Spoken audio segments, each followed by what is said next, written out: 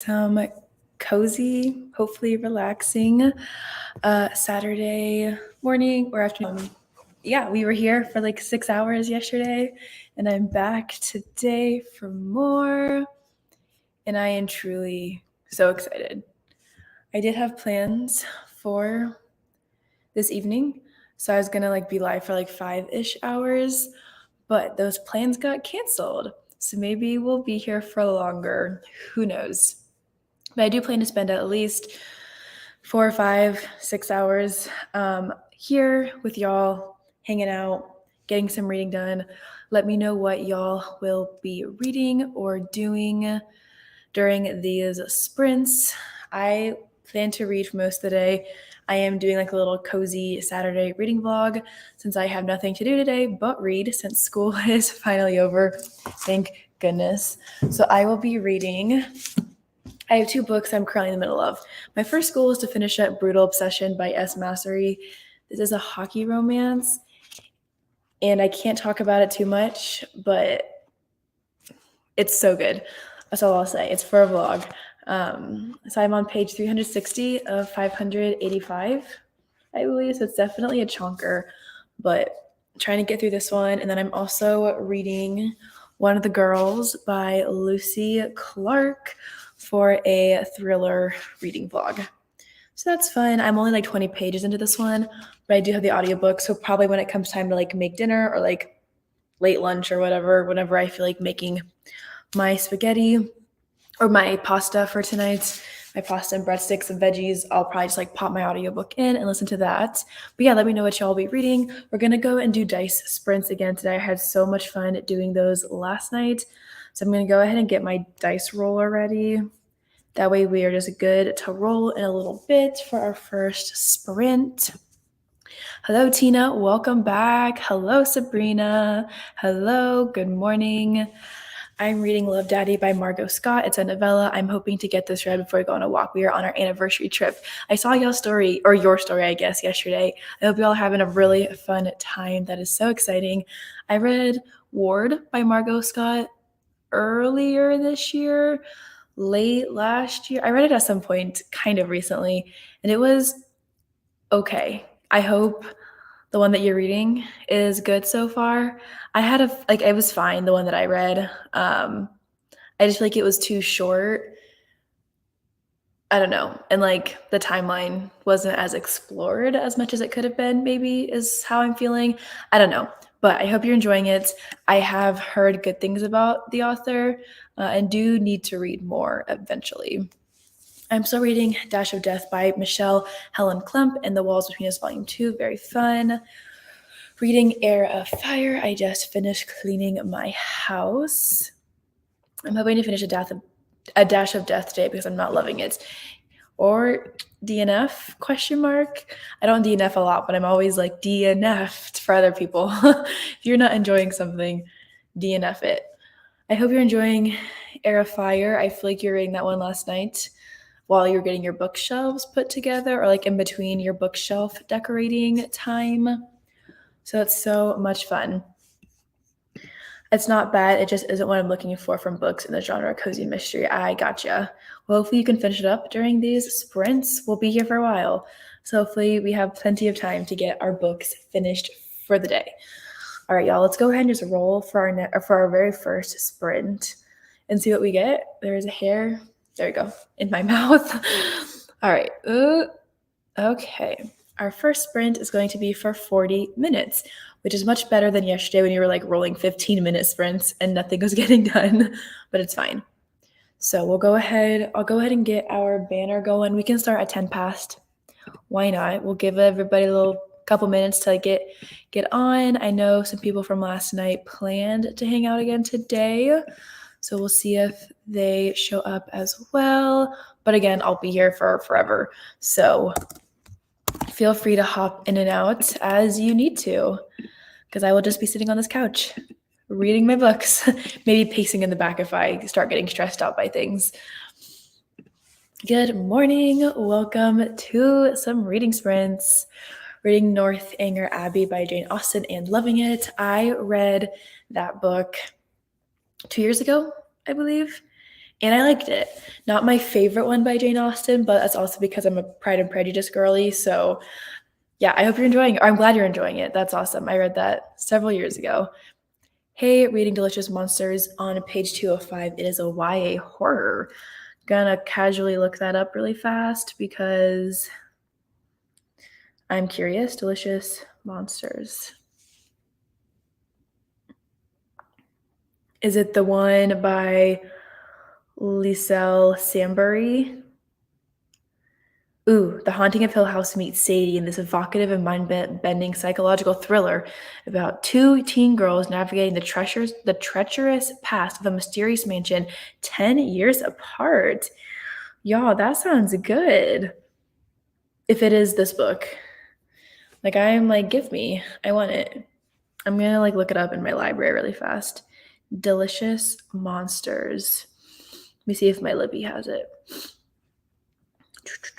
Delicious Monsters. Here we go. Placing a hold on it. I'm doing it right now, but from a different, 19 weeks.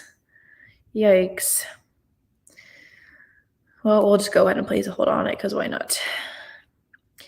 Maybe it will go faster than that. Very fun. I hope you're enjoying it. Gonna get some coffee before the sprint. No surprise here. Got my Starbucks again. I was only allowing myself to leave my apartment one time today, and it was for Starbucks.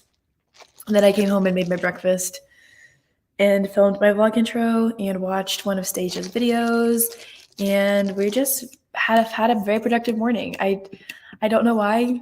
I said last night, like on my sprints, that I was gonna sleep in today. Then I woke up at like 6 a.m. and I was like wide awake. So I guess that's what I get for waking up early every day of the week and like getting into a rhythm because I could not sleep in today and it was very sad. But it's fine. At least I was able to get stuff done, I guess, before sprint started. Okay. I am, as per usual, going to put on lo-fi during sprint. So if you prefer to not have any sound while you're reading, feel free to mute me. I can't share my screen with like a timer, unfortunately, but I do have this fun little banner that I scroll along the bottom of the screen. That way y'all can keep track of how long we are going for. We got 2 minutes left. Just gonna hang out. I woke up at 6:45 and decided to get up with the kids. I was planning on sleeping in also maybe tomorrow. Yeah, I'm also gonna try to sleep in tomorrow. I'm babysitting from like 3 p.m. to 1 a.m. probably, or midnight, because Taylor Swift concert and babysitting for a family who's going. Yeah, so I'm gonna try to like sleep in so I can stay up late on Sunday night because it's gonna be a very, very, very late night, especially since I have to wake up and go to work the next day. So that's fun. But yeah, good for you for getting up. I wish I didn't. I did lay in bed for like an hour scrolling through my phone, but I wish I had been able to sleep in. But I woke up at 6 a.m. for no reason and I was wide awake. There's no sleeping in for me, but it's fine. Yeah, I'm supposed to work tomorrow night, also 3 to 11. Yeah, that's gross. Hopefully you're able to sleep in tomorrow so that way you can make it to 11 o'clock at night. All right, y'all. We are almost there for our first sprint. Almost there. I have one of Stasia's videos. She has like a read with me video that came out a couple weeks ago. I need to watch it. So I'm going to listen to her read or watch her read, I guess, during the first sprint and read with her. And then I have like my little fireplace or like my little rainy day ambience. I never know how to say that word. My little cozy rainy day video to play afterwards. So very excited for all the dreary day, rainy vibes. Those are the best for reading. Okay, y'all, it is 10 past. So we'll go ahead and start our first sprint. I'll see y'all in 40 minutes.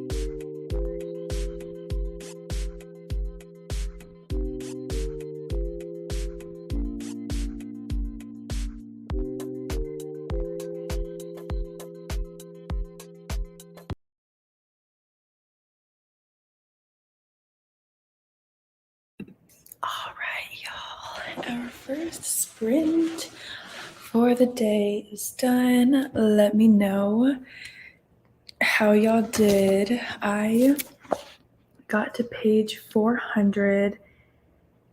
So I read like 439 pages, I believe. I think I started on page 361.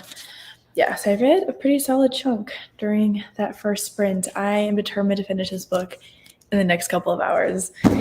Cannot wait. But let me know how y'all did. I'm going to go ahead and roll for our next sprint while we wait for a second. That way we can figure out what our next sprint or how long our next sprint will be for.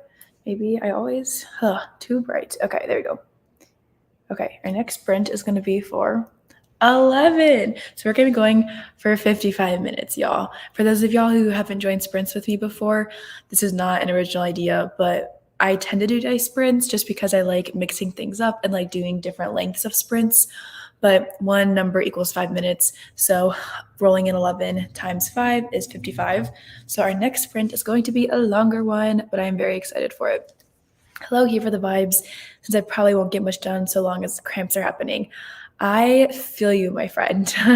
Cramps are the worst. I had to take ibuprofen like 5 days before and after because, yeah, I feel ya.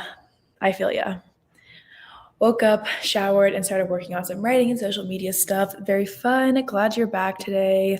Made it to 10% of my book. Very nice. I saw that you are reading Iced Out, I think, on Instagram.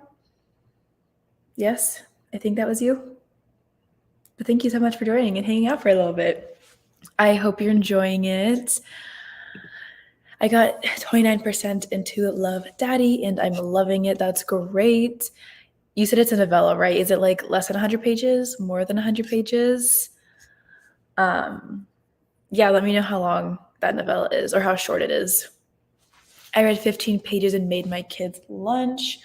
Very nice. I feel like you're always making food for your kids. I love to see it. Cut up a watermelon, started steaming an artichoke. We went grocery shopping yesterday, so I just wanted to eat everything ever. Yeah, that's how I feel whenever I go grocery shopping. Going grocery shopping for me is very dangerous because being an adult and like on my own, like I have freedom to like buy what I want and like when I want. And sometimes I walk into the grocery store and walk out with things that I really do not need but want. So I totally feel ya. All right, y'all. Our next sprint is going to be for 55 minutes. So we'll just go ahead and start at 55 and we'll just go again until 50. So this banner will still be accurate because we're going for so long. Hi, Stasia. Come hang out. I hope you're feeling better from your migraine yesterday. We're chilling. I am on page 400 of Brutal Obsession and she is looking beautiful right now. So glad you're here. I also just watched your read with me video like the whole time and I read like 30 pages during it. So I appreciate that. I feel like I'm always making the food and never stop eating. I totally get it. That's funny. All right, y'all, we got 1 minute until our next sprint. This is going to be a big one, so buckle up. Yeah, grab a snack or a drink or whatever. Yeah, because we're going to be here for a minute. I'm excited to get to it. It already shipped. Yay, I'm so excited for you to get it. My lips are sealed other than that. But yeah, I'm hoping to finish it like today. Our vlogs for it, Stasia and I and Elle and Aylin are doing a vlog reading this one, and it doesn't come out until like June. But at least if I get it done, like I don't have to worry about it anymore. And whew, yeah, fun. I'm excited for you to read it. It definitely is going to be one that you're going to want to tab, if not write in. It's probably darker than what like you read consistently. Like not that you haven't read like dark bully romances, but it's probably been a minute if I'm like reading, like remembering like the books that you've read recently correctly. It's probably like a little bit darker, definitely heavy on bully themes, but it's fine. Hello, Glenda. Welcome. I'll be reading either Chain Gang All Stars or Love at First Sight by Jennifer Dugan during the sprints. Perfect. So glad you're back. All right, y'all. It's 55. We're going for a long one. I'll see y'all in 55 minutes and we'll maybe take a longer break after that since that's 2 long sprints in a row. So I'll talk to y'all in 55 minutes.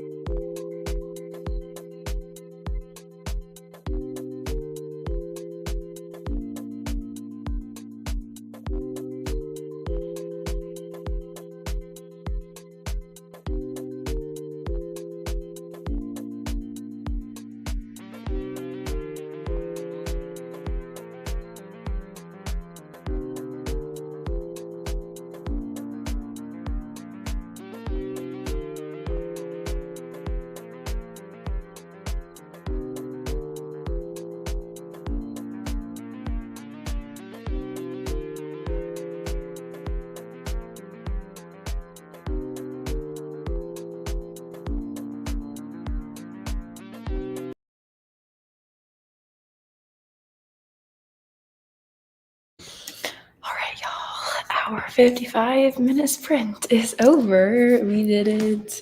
Yay. Let me know how y'all did. I got to page 446 of Brutal Obsession and filmed my 75% vlog update for it. I've got like 140 pages left now. And yeah, it's great. I'm probably gonna have to buy the second one as soon as I finish this one, which is not, that doesn't end in like a cliffhanger, but it follows a different character who's throughout this book, who's on the hockey team. So I might have to go ahead and order it. Yay. Got a little reading done, then fell asleep. Oops. That is totally okay. Well, welcome back. Ate the artichoke, so delicious. Turned my air conditioner on and finished crocheting a rose. Very fun, very fun. I got to 38%. Very nice. What are you reading, Stasia? Are you reading Iced Out by Veronica Eden? I don't know if you said this morning when you woke up and when you got here. Yeah, I feel like you're reading Iced Out as well. And I think I have, like, I almost stuck the paperback into my cart last night because it was just so pretty. And Iced Out, and I don't know, after Fair Catch and this one and Fair Catch, Brutal Obsession, Icebreaker, I think I'm like on a sports romance kick. Like I am very invested in all of these. Okay, yeah, I went to like add this to my cart so bad because the paperback is stunning, but do I really need it? No, I don't, but I want it. Although it is on KU as well. Although the Kindle Unlimited book hasn't come out, but the ebook or the paperback has. That's weird. Anyway, whatever. I will not buy it yet, but I probably will at some point. I've done so good on my book budgeting thing though this year. I need to like make sure I keep up with it. Made a lot of progress on some social media stuff, but I'm having so much writer's block. Might switch over to reading the next sprint. I feel yeah. That's how I was kind of feeling by the end of the semester with like my creative writing class. But yeah, I feel like reading, like taking a break, reading a good book, or like an easy book will hopefully help get those creative juices flowing, or just like taking a rest and not thinking about writing for a little bit. I hope it goes away though. Iced Out.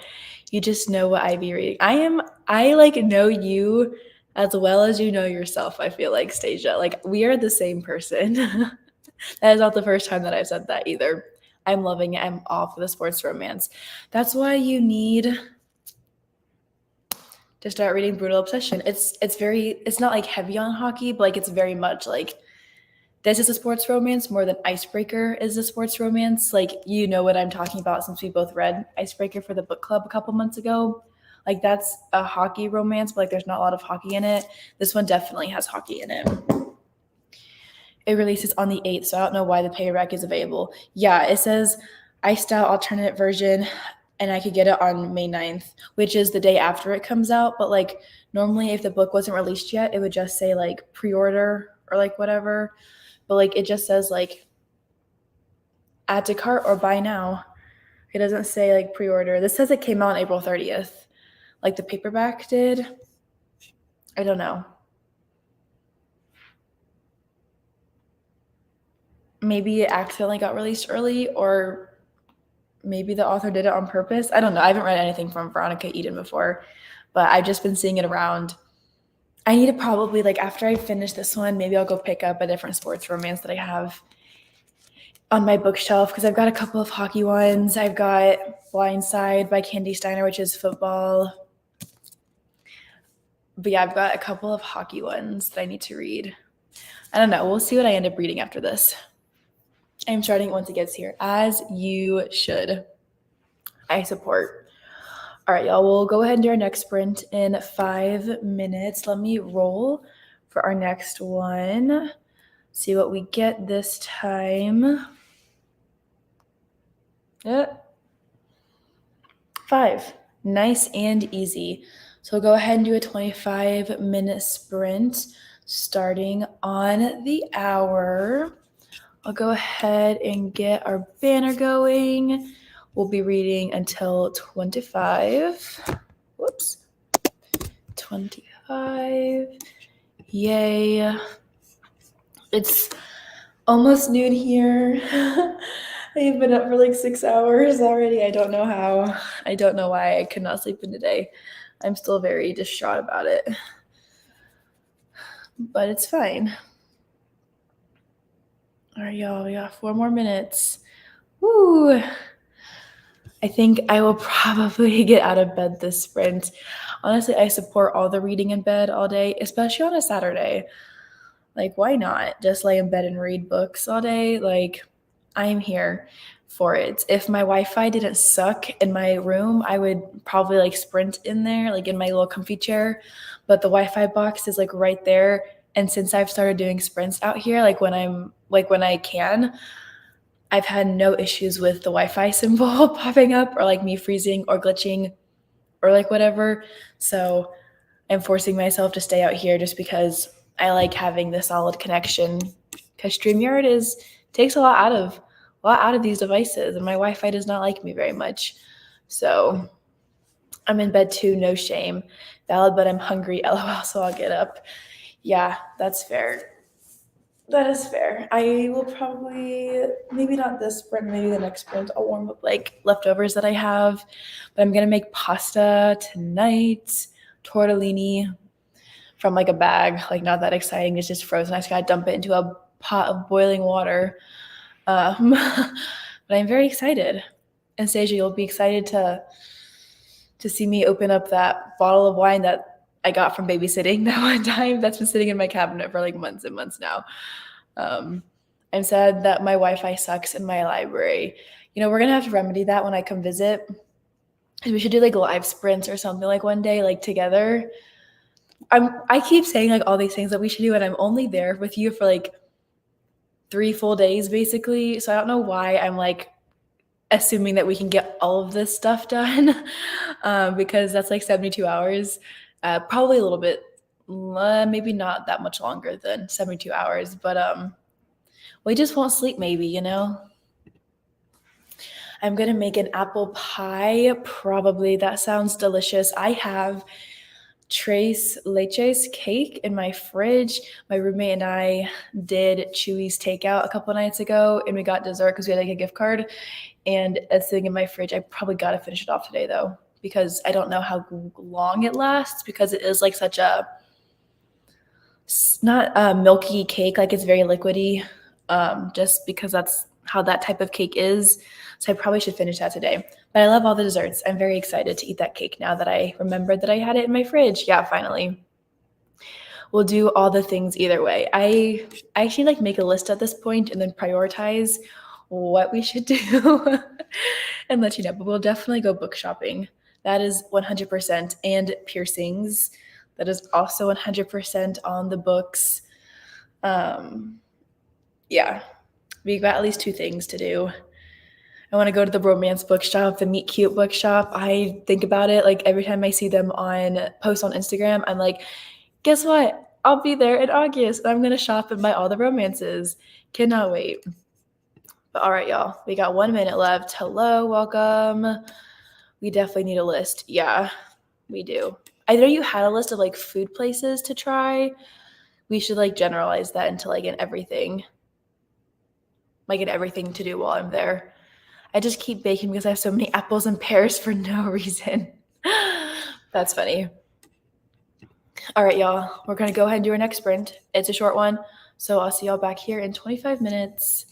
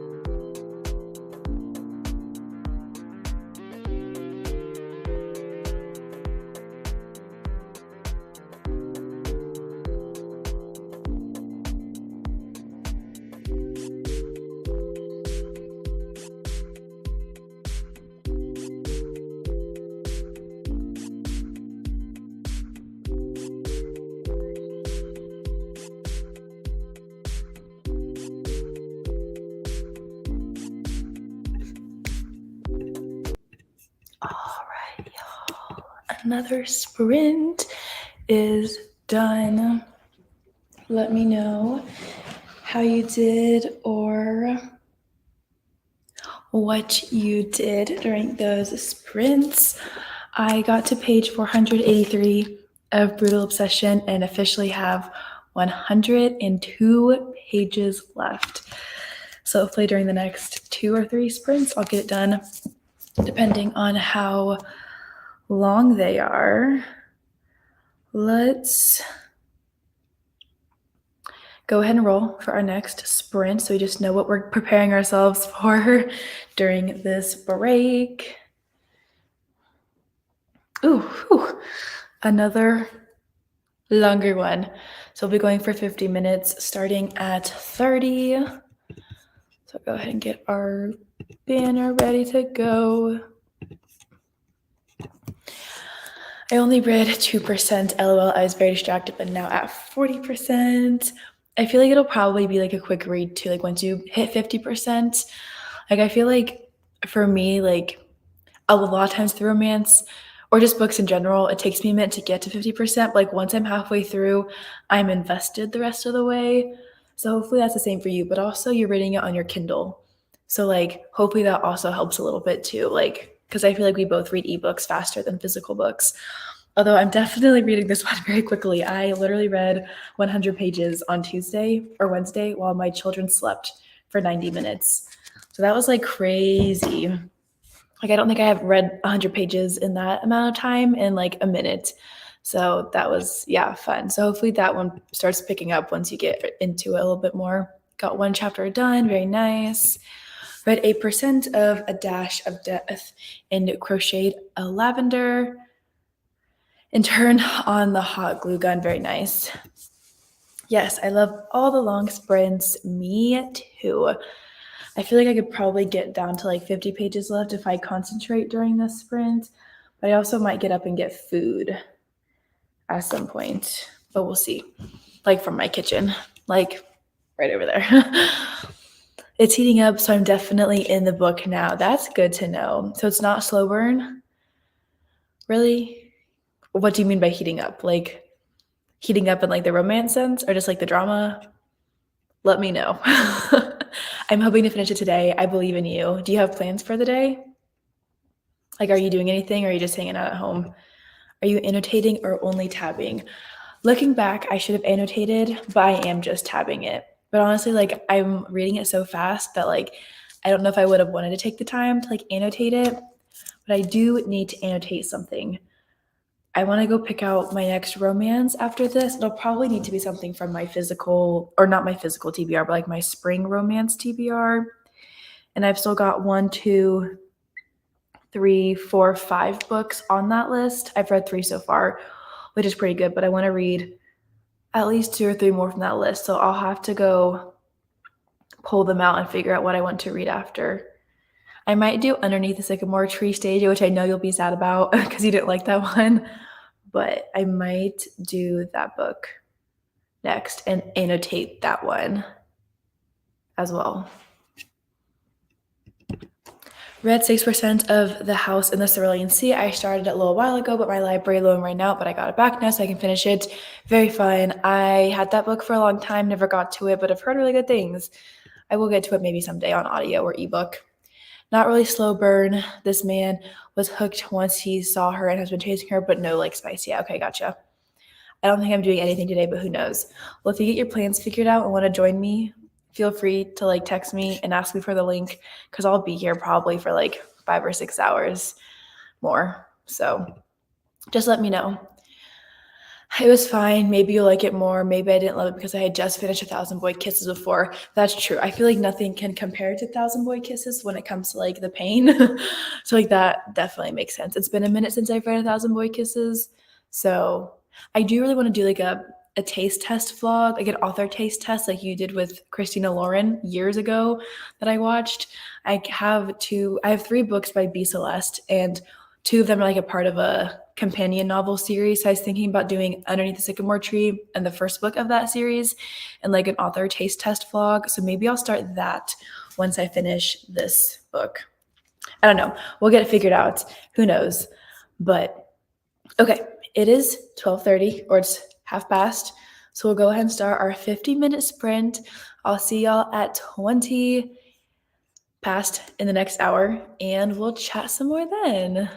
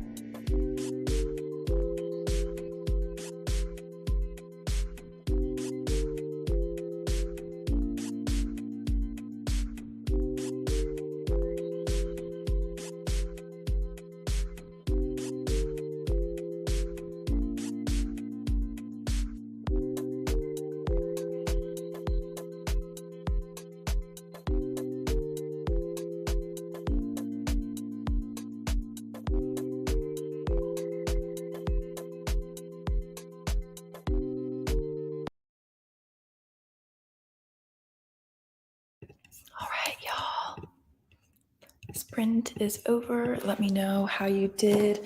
Sorry, I'm like a minute or so late. I had to finish my chapter, and it's definitely taken a turn. Like, wow, that was unexpected. But I have 30 pages until the ending. So we are almost done with this book. So excited. Yeah, let me know how y'all did. I'll go ahead and roll for our next sprint. That way we can just figure out what we're doing this next time. Okay, that's not what I wanted. All right, short one, short and easy. I will hopefully finish my book during this next sprint. Put together 2 roses and covered 4 sticks in yarn, then burnt some toast. I also burn toast way too frequently, but it's fine. Hopefully the next toast that you made was not burnt. Got to 74%, very nice. I got to 46% and I also ate, love that. Hi, I came back that sprint. I brought my son to his first karate lesson, then I read a couple chapters of Air of Fire. Very exciting. That is so fun. We'll go ahead and do our next sprint at 25. I'm on a roll right now. I want to finish my book. So we'll just take a quick 5-minute break total before our next one. And we'll read again until 50. Go ahead and update my banner. I didn't read, but I used that sprint to get something to eat. Very nice. I didn't realize you were here today. Hi, Bailey. Glad you could join us. So we are about to start another sprint. We're going to keep going for a few more hours probably. I've got nothing else going on, so here we are. But yeah, what are you reading or doing during the sprints, Bailey? Let me know. I got to page 142 of Love at First Set. I'm enjoying the book so far, close to the halfway point. Very fun. I'm going to look that one up really quickly. I feel like I've probably seen it around on Bookstagram. Love at First Set. Yeah, I've definitely seen this author before. It's the author of Hot Dog Girl, right? Yeah, I haven't read this book, but I've had it like checked out multiple times because the cover is so cute and I went to like read it, but I haven't actually gotten to it yet. But I hope you're enjoying Love at First Set. That one looks cute. I'm guessing it's an ARC because it comes out this month. Fun. Love that. I'm rereading Kingdom of Ash. Very nice. I also forgot. I also read like 10%. Very fun. Very fun. I will read more SJM someday. Kingdom of Ash is part of the Throne of Glass series, right? I'm suddenly questioning myself, even though I'm very certain that I know my SJM. Yes, okay. Oh, is it the last book in the series? Phew, 922 pages. Bailey, why? It's terrifying, actually. At least like this edition that I'm looking at is 922 pages. That is awful. I am so sorry. 922 pages. Phew. I wish you luck, Bailey. I wish you luck because that would not be me at all. Hi, I'm new to this channel, wondering what kind of books you typically read and what you post about. Yeah, hello, welcome. I am Rylan. I typically read romance, thrillers. It's been a minute since I've done any videos with thrillers, but I've got some stuff that I want to film or I'm currently filming with thrillers in them. So I do read a lot of thrillers, read a ton of romance, but I kind of read a little bit of everything too. Like I've got a bunch of fantasy on my shelf. I've got contemporary stuff. I've got some literary fiction. I've got manga and graphic novels. I've done videos with those in the past. I kind of do a little bit of everything, but definitely prioritize romance at this point in my life. But yeah, thanks for being here. We're just hanging out. We're doing reading sprints. We'll go ahead and do our next one at 30. I'll change it. We're doing reading. We're doing dice sprints. So basically, every number is 5 minutes. So I rolled 5 this last time. So we'll read for 25 minutes. So we'll just go until 55. It's 980 pages, and I gave it 2 stars last time. Yeah, I don't know. Why are you doing this, Bailey? Like, that would physically pain me. That's how I felt reading It by Stephen King. Sorry, y'all, whoever loves that book, but I do not like that one. I wasn't rereading it, but I don't know why I pushed myself through that because it was terrible. What's the longest book you've ever read? It was It by Stephen King, coming in at like 1,200 pages, I think, and I regret doing it. But that was also during COVID, so like, what else was I gonna do, I guess? But read Stephen King. Yay. Jennifer Dugan is the author of Hot Dog Girl. Love at First Set comes out on May 30th, end of the month. Very fun. Dang, Air of Fire is 562 pages, and I thought this one was long. Why does SJM do this? I have House of Earth and Blood, House of Sky and Breath on my shelves. I read House of Earth and Blood. That one was like 500, 600 pages, and it was definitely scary, but I loved it. The second book is even longer, and I'm scared to pick that up, which is why I haven't read it yet, even though it came out like almost a year ago, if not a year ago at this point, but it's fine. Yeah, she does the most with her huge books. I hated reading it. I only finished it because it was audio. Same. I had the physical book, and then I was reading it for like a month, and then COVID hit, and then I went home and I was like, I hate this book. But at the time I wasn't DNFing because like I was determined to finish it. So I got on the audiobook, and I regret doing that. I don't like it. I'm sorry. I'm not really a huge Stephen King fan in general, though. Like, I've read 3 or 4 of his stuff, and I've given most of them like 1 or 2 stars. It's because I want to catch up on all her stuff, so 1 series down. Gotcha. Have you read House of A Court of Thorns and Roses? A Court of Silver Flames? Have you read that one, Bailey? Because that one, I will say, was worth every second of it. Like, I was sobbing throughout the book. I'm not gonna lie. It is very weird. It's not in like a good way, in my opinion. People love Stephen King though, so take that with a grain of salt. My opinion is very much unpopular. I'm pretty sure it has like a 4 point something rating on Goodreads. I'll look it up. It was terrible in my opinion. Yeah, 1 star, but it has a 4.25 rating.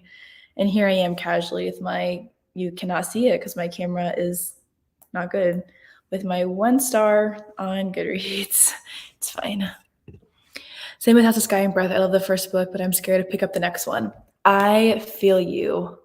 I truly do. Then what's a long book that you actually loved? I don't really like read long books, which is probably why I shouldn't have read that in the first place.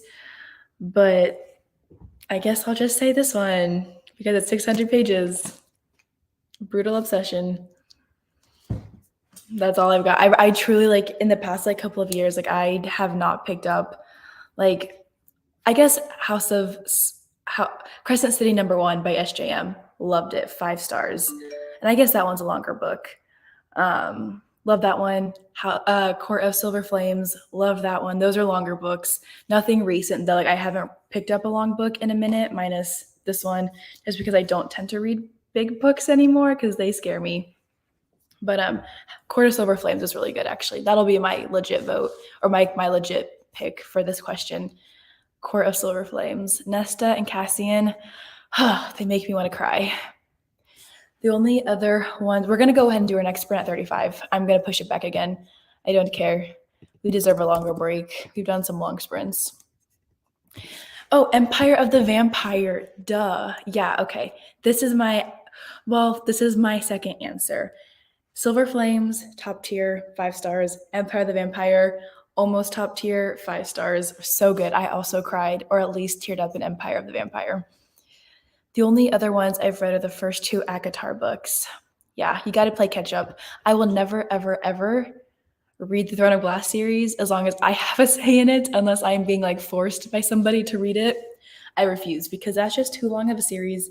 I don't have that type of ability to commit to a series that is that long. Of course, here I am like reading at the ACOTAR series, but maybe that's because I was able to like start the series and like catch up back when they were still like 3 or 4 books were out, and they weren't like that much of a time commitment. But Throne of Glass is just too big and it's too scary. So never ever. Yeah, Empire the Vampire is my favorite. My copy of it is like stunning with the tabs in it, and I have the Barnes and Noble edition. Love it. Beautiful. We did enjoy it. I'm excited for the next book to come out. I've only read Stephen King's memoir, but not any of his fiction, so I have no idea how I'd feel about his stuff. Everybody loves him, or a lot of people love him. I am not personally a fan. Like, I love horror and I love spooky horror, but I feel like, at least in the stuff that I've read, he has chosen to focus more on sex and analyzing the female body way too much. Like, that's not necessary in horror. Like, I don't need to read about, like, what's the girl's name in it? Like, I don't need to read about her physical development in a horror book. Like, that's not, and coming from him, it was just very awkward and uncomfortable to read. And yeah, he focused too much on sex and stuff like that in his books that I don't think you need in a horror a lot of times. But that's just my opinion. I was just weirded out when I was reading his stuff, but it's fine. It's fine. Let's see. Not as long, but still pretty big. Yeah, no, Empire the Vampire is a chonker. Cassian, he just, my heart. I went to read Empire the Vampire, but it is chunky. It is huge. I would go grab my copy of the book, but it's all the way in my room and I don't really feel like getting up and like leaving y'all hanging since Stasia is not actually in the stream with me right now.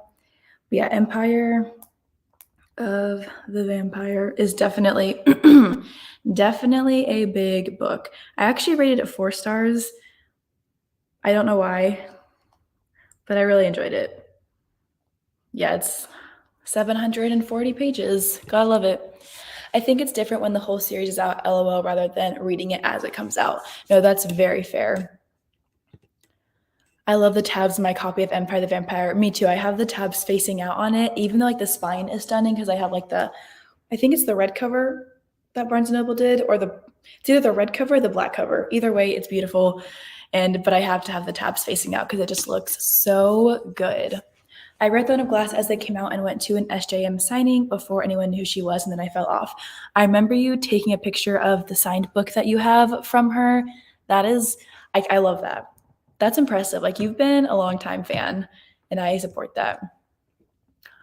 I recently got Empire the Vampire from Book Outlet, and it was a signed edition. I was shocked. That's awesome. I didn't realize that my edition was signed either. I think all of the first editions of the book were signed. I feel like I saw that somewhere. Because, like, I think that even though I have the Barnes & Noble edition and Stasia has the regular edition, I feel like, Stasia, correct me if I'm wrong, but I feel like hers was also signed.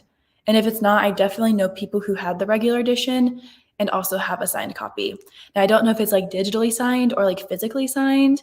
I haven't like inspected it that closely, but mine is definitely signed as well. That's so exciting though. Love that. 100% agree. Yeah, I don't think I'll ever. The only one that I want to read still by Stephen King is Misery, which is the one about the author who gets kidnapped by his biggest fan and is like kept in this like cabin where she's like crazy.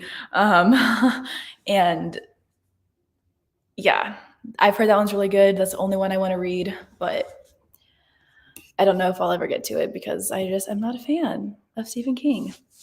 Longest book I've ever read must be War and Peace. My Spanish translation came in 2 different volumes, which amounted to something like 1,800 pages. Oh, wow. I could never. Not War and Peace. Yeah. I think Stephen King had a long run where he was doing hard drugs and probably reflecting his writing, the stuff he'd write about, etc.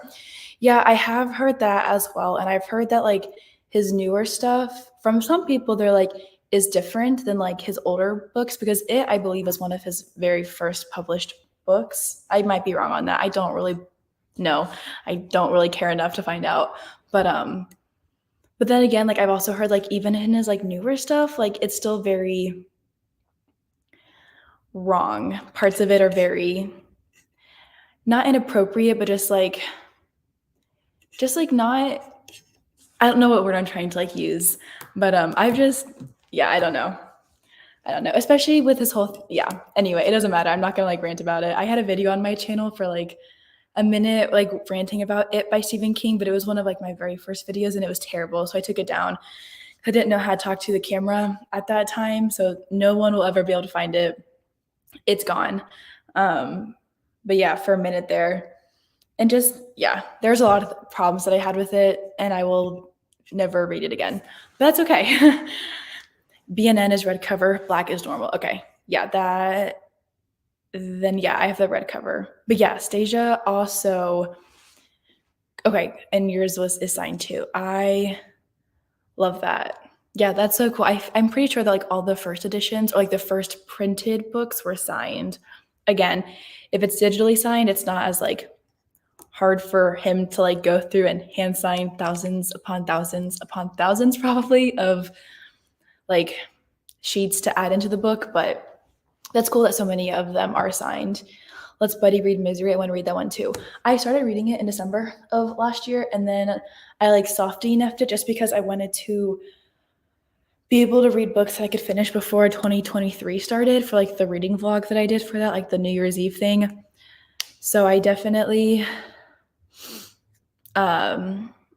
need to read it again because I was enjoying it at first, but like I had only read like 50 pages in like a week and it was a little bit like harder to read than like some of the current stuff that I've read because I do feel like that one is a little bit older too, which I feel like is also like, I don't know, it's a little bit easier, at least for me. I feel like sometimes to tell like when a book has been written like decades earlier than like current, if that makes sense. I don't know. Maybe that doesn't make sense. But my copy is like probably 20 or 30 years old because it was old and musty. But yeah, I was struggling to get into it a little bit, but I was intrigued and wanted to keep going. His newer stuff is definitely different. That's what I've heard overall. I have just heard little things about like some of the comments that he like slides into his books that are like, I don't know what the word I'm trying to say is, but inappropriate, but like, I don't know. I don't know. I'm not a fan. No one will ever see it again. It was so bad. I am shocked that like I allowed myself to upload it in the first place, but also I was 18, 19 years old, stuck in my house for quarantine. So like, what else was I going to do, I guess? You know how it goes. Okay, we're for real going to start our next sprint at 40. I keep talking, like I'm loving the interaction, like truly, but I need to finish my book, y'all. I got to finish it. I am on the cusp of the last couple pages and it's got to get done. So we're going to read until 05. We'll start our next sprint in just 1 minute. Hello, welcome. Okay. Phew. Yeah, I'm going to not rant about Stephen King anymore because it gets me all flustered because I don't like it. My opinion is so unpopular though. Like it truly is like probably some people's favorite book by him, but just wasn't for me. But isn't that the joy of reading? You know, we all have different opinions, we all love different things, but it all works out because there's always something for everybody, you know? I love to see it. I have until May 28th to review an arc. I'm halfway through it. I'm starting to feel the pressure. I've got to read the other half and then write a review. Hopefully these sprints are the perfect time for you to make some progress in it. I believe in you. We're going to be here for a couple more hours at least. Like I've got nothing going on today anymore. So we're just going to be hanging out. I support the chit chatting. Yeah, me too. But also I want to finish this. I'm on a very intense part right now with something that was unexpected. So, all right, y'all, it's 40. We're doing a short sprint this time. I'll see y'all back here in 25 minutes and we'll chat some more.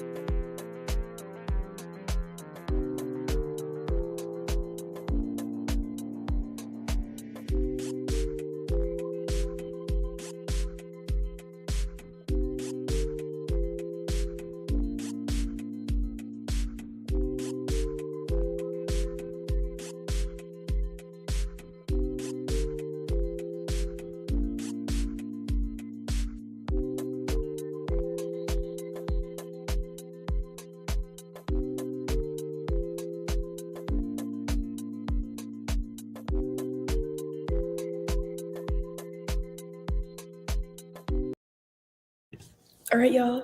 The sprint is over. Let me know how you did. I finished my book, so I'm a happy camper. For right now, I cannot tell y'all what I rated it because it's a secret because Stasia is on here. And I cannot tell her what I rated it before our vlogs come out on this one. But I did finish Brutal Obsession. So yeah, let me know how y'all did. Probably during the next sprint, I will make some food or like warm up some lunch and do my final vlog update for this one. Sorry. Do my final vlog update for this and plan what book I start next. I do need to like sit down and just like listen to some of the audiobook for one of the girls though as well, which I'll definitely do later today when I make my dinner tonight. Let's see. When I leave ARC reviews, the website requires me to say, I received this book for free and I'm leaving this review willingly. I can't say I got this book in exchange for an honest review. That is kind of weird because I feel like a lot of people say the second choice, or like they say the second phrase, the second statement that you added.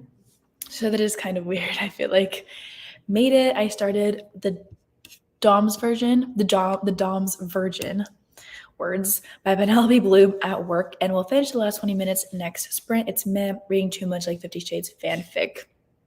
That is not fun. Hopefully you can finish it soon though. And for the title, it's not all that spicy, but it's a novella. At least it's a quick read then, hopefully.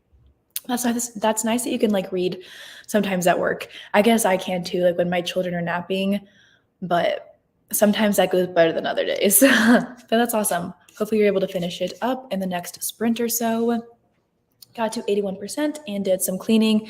Are you still reading House in the Cerulean Sea? Because you are flying. That's awesome. I got to 51%. Love that for you, Stasia. 3 chapters, 3% of my book. Very nice. 9 pages. Are you listening to it on audio, Bailey? I don't know if the Throne of Glass series is available on audio, but I'm just curious. I feel like if I were to put myself through the pain of listening to a 1,000-page book almost, at this point in my life, I would need the audiobook. I'm in the backyard near the pool because it's hot. Love that. Our apartment's pool hasn't opened up yet, which is sad, but the new place that we're moving into, their pool is open all year round. And there's 2 pools. And like one of them is like a smaller one that's like right outside of our building. So I'm very excited for it. I think you gave it 5 stars. I guess we'll just have to wait and see, Stasia. I cannot let you know that right now. We are back in our hotel, which you're going to read during the next sprint. Maybe I'll finish my novella. Welcome back, Sabrina. Hope y'all's walk was so fun and enjoyable. It is so hot here today as well. It's 80 degrees, 78 degrees. I just like watched the temperature like increase by 1. It's 80 degrees here today, but it's like gloomy. But again, I said this last night, it's also Taylor Swift weekend in Nashville, so I'm not leaving my apartment. I'm not dealing with anything that could come from traffic, unless it's like me leaving Nashville, like getting out of here. But my plans for tonight were canceled, so I'll just hang out in my apartment. Yay for finishing books. I know, we always love to see it. I got a cough. Crocheted a little bit more, didn't read. That's okay. We love the productivity. Yeah, I'm listening to the audiobook. Okay, that's awesome. I love a good audiobook, so I support it. Making sandwiches to listen to. So listening to audio at work as long as no one is talking to me. Gotcha. Love that. I wish I could have an audiobook in all day. Like truly, I would just have like one little AirPod in my ear and listen as I did stuff. But the young children just yell all the time, so I cannot do that. I would get nothing done. I would not process anything that was coming into my ear. I'm reading an ebook version. Gotcha. Hopefully that helps a little bit at least, because I know at least I read ebooks faster for no reason other than the fact that I do. Like, I don't know why ebooks tend to go faster for me, but hopefully that's the case for you. Because for real, like I wish you all the luck that I can give, I'm giving it to you, because that is a chunk. I have a pool at my house. That's nice. My parents might someday have a pool at their house, but as of right now, they do not. Our pool only opens from like Memorial Day to Labor Day or something. It's weird, but very annoying. That's how our pool is at this apartment complex, but I mean, in like Nashville, like at least this year, again, it could be like a weird year, but we were having like 80-degree days in February and March.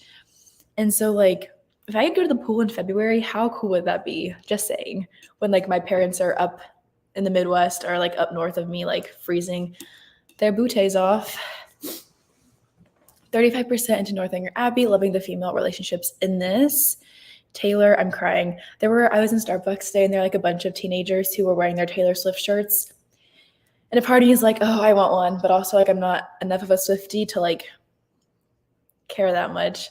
And also that's like a lot of money. I'm sure that people like, I know that people are spending tons and tons of money at this concert and just like go to it. So like, it's okay. I'd rather be at home reading a book, I think, and concerts. And I'm not a huge fan. I just don't like tons of people. My sister got Taylor Swift tickets for her and her friend. That's exciting. She was trying for so long and couldn't, but she did the other night. That's awesome. I know there are a lot of people still trying. I live in one of the biggest cities in the world, so I'm all too familiar with the concept of avoiding traffic at all costs. Yeah, I feel ya. Thankfully, I like work outside of Nashville a little bit. So like I get to avoid it in the morning because I'm leaving while everybody else is coming in. And then in the afternoon, when I get off work, everybody is going home, like who lives out of Nashville instead of going into Nashville. So like it tends to be okay. But I'm like very close. I'm probably like, let's see how far away I am from the Nissan Stadium. Because I'm like 10 minutes from downtown, if that. Okay, of course it says 20 minutes right now, but I am 4.9 miles away from the Nissan Stadium, which means that I'm very close to the chaos of the Taylor Swift stuff going on. But yeah, it's telling me 20 minutes right now. But that also could just be normal because Nashville, you know how it is. Let's see. Maybe I'll get tickets. Who knows? I still have until August, but I'm sure I won't. Hopefully you'll find something. Although I will say I saw an article like during these sprints from like a Nashville like news site or whatever that people at the Taylor Swift concert last night were getting rejected because their tickets were fake. So you also have to be careful about where you're buying them from probably because like there were several people who were not able to get in because their tickets that they thought were real were actually not. So her tickets were $200 each, which is so much cheaper than the original ticket. I've heard people paying upwards of thousands of dollars to get multiple tickets. It is crazy. I don't know how it would go. I'd never been to one. I went to one concert like years ago, but I also went to like a really huge university and it felt like every single event was a concert, like 10,000 people. And like, that's not even like a seventh, or it's barely a seventh of like her concerts that she has been doing, at least in Nashville. Cause like the Nissan Stadium fits 70,000, I believe.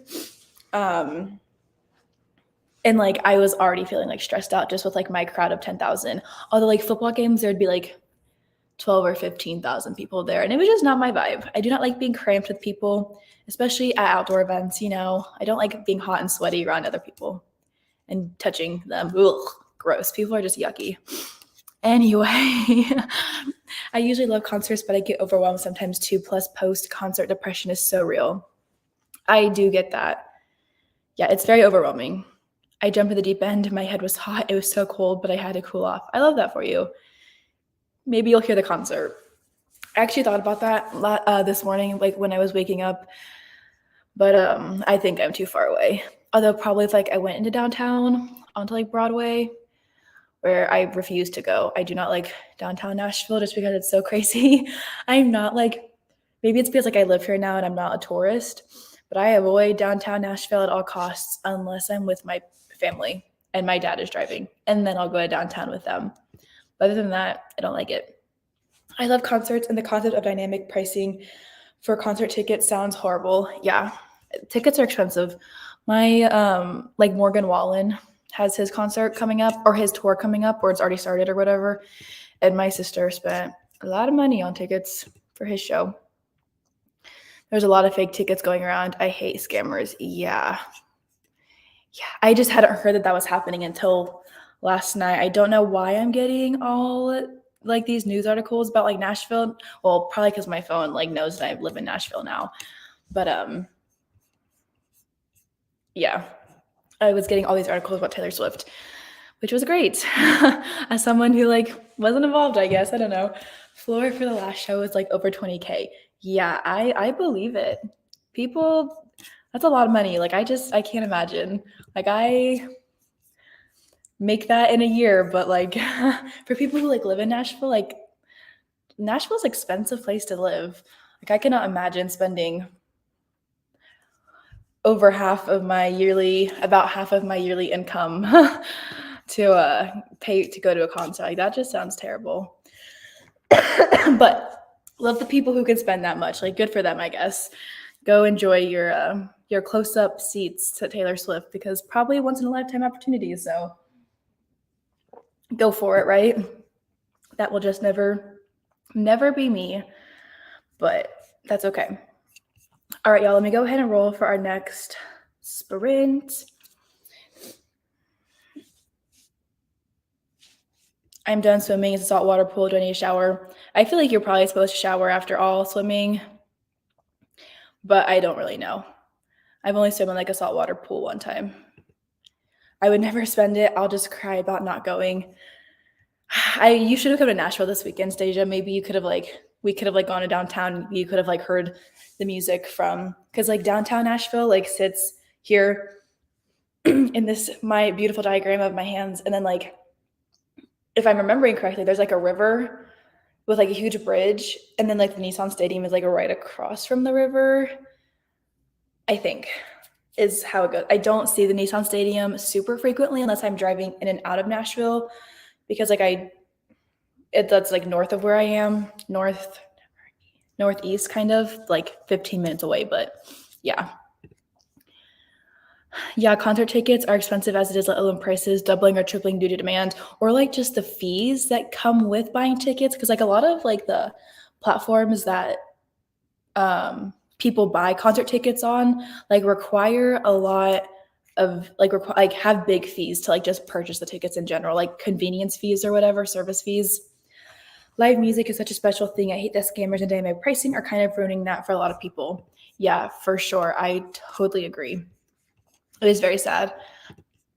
I could imagine being one of those people who like genuine excitement about going to the show last night and were turned away because their tickets were fake. Like I would be wrecked probably, to be honest. All right, y'all. Next sprint. Dun, dun, dun, maybe 7. So we'll go ahead and go for 35 minutes. We'll go at 20.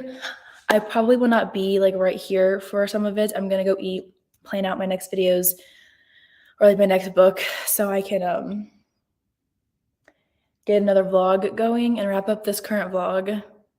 But then I'll be back afterward and I'll start reading another book for our next sprint. So let me go ahead and get our banner done. Oh gosh, that is not what I wanted to do. Okay, 35 minutes.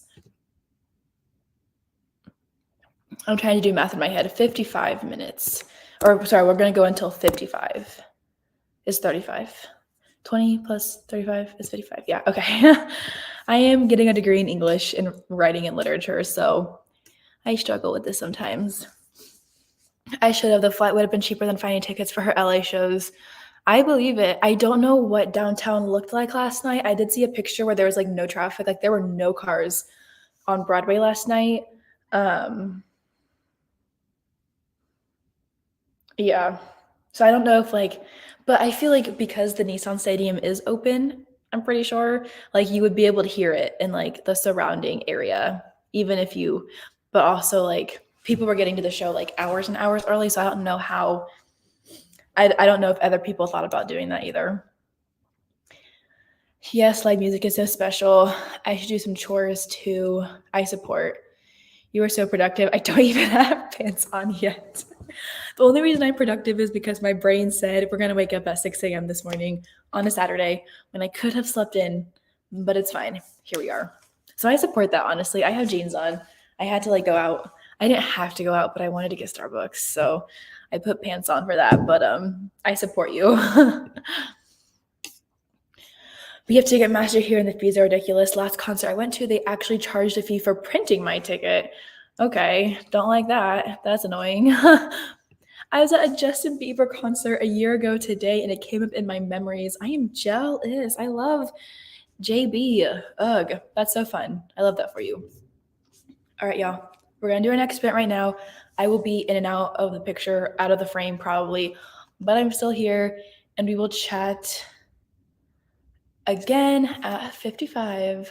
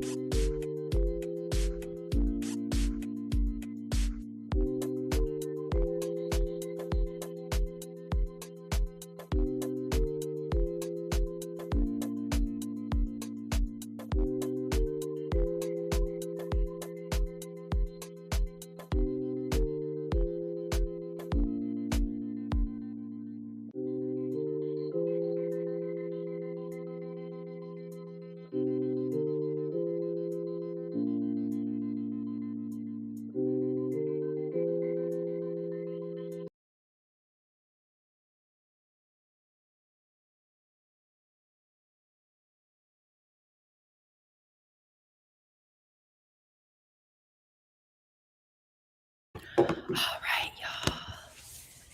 Another sprint is done. Let me know how you did or what you did.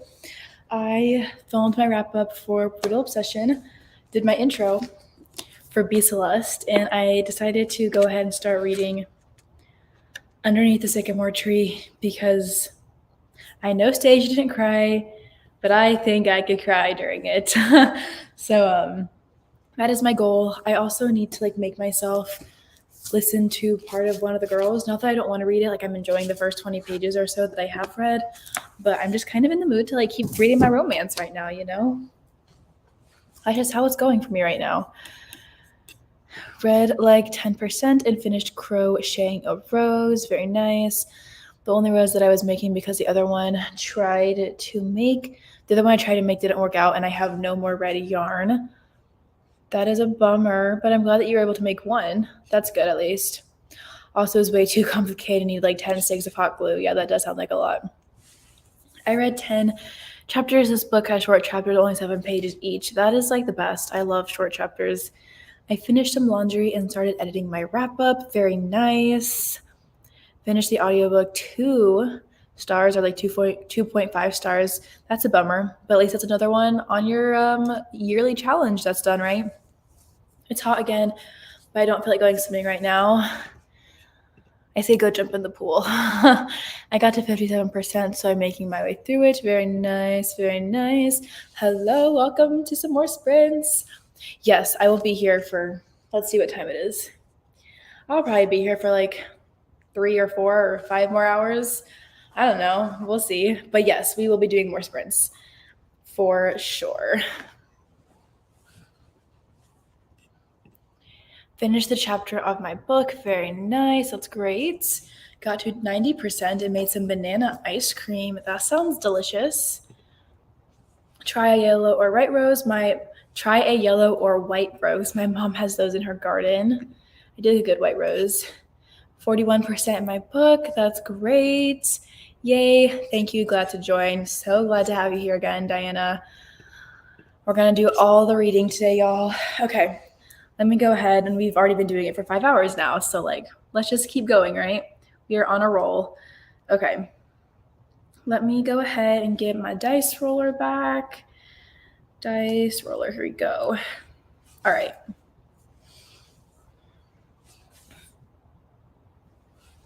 Done. All right, we got a shorty this time. So we're gonna go ahead and go for 25 minutes. We'll start at the hour. So we'll read until 25.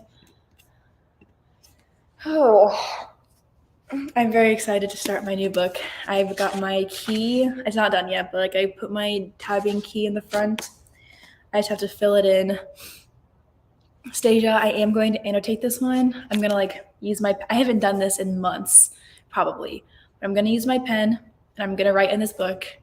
And I hope it's worth it, because if it's not, I will cry. But I just feel everything that she writes, I've seen blurbs of her stuff everywhere, or special editions have come out of some of her stuff, and all of them just sound so good, and they all sound so sad. So I do have high hopes for this one, despite the fact that you didn't love it, but I'm hoping I love it more because I was able to separate myself a little bit from the really sad book that you read right beforehand. Yeah. Also, I cry at everything, so it shouldn't be that hard to make me cry, if I'm being completely honest. I cry at everything. I need to take a nap. I say go for it. I love a good nap. I hope you love it. Me too, Stasia. I will be so sad if I don't, but it's fine. All right, y'all. It's a new hour, so we're going to go ahead and start our next sprint, and I'll see y'all in 25 minutes.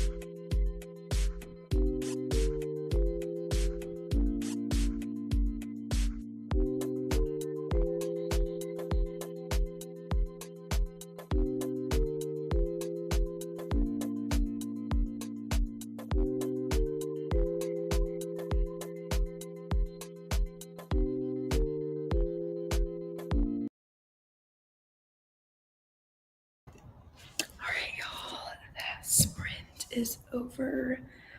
Let me know how you did. I got to page 17 of Underneath the Sycamore Tree.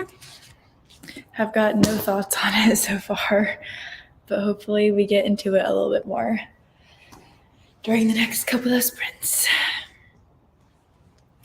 I'm going to go ahead and roll for our next one. That way we're just ready to go. Okay. All right, 40 minutes for our next sprint. We'll go ahead and start in a couple of minutes.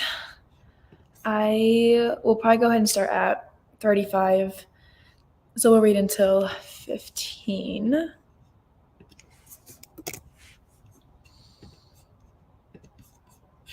All right, let's see.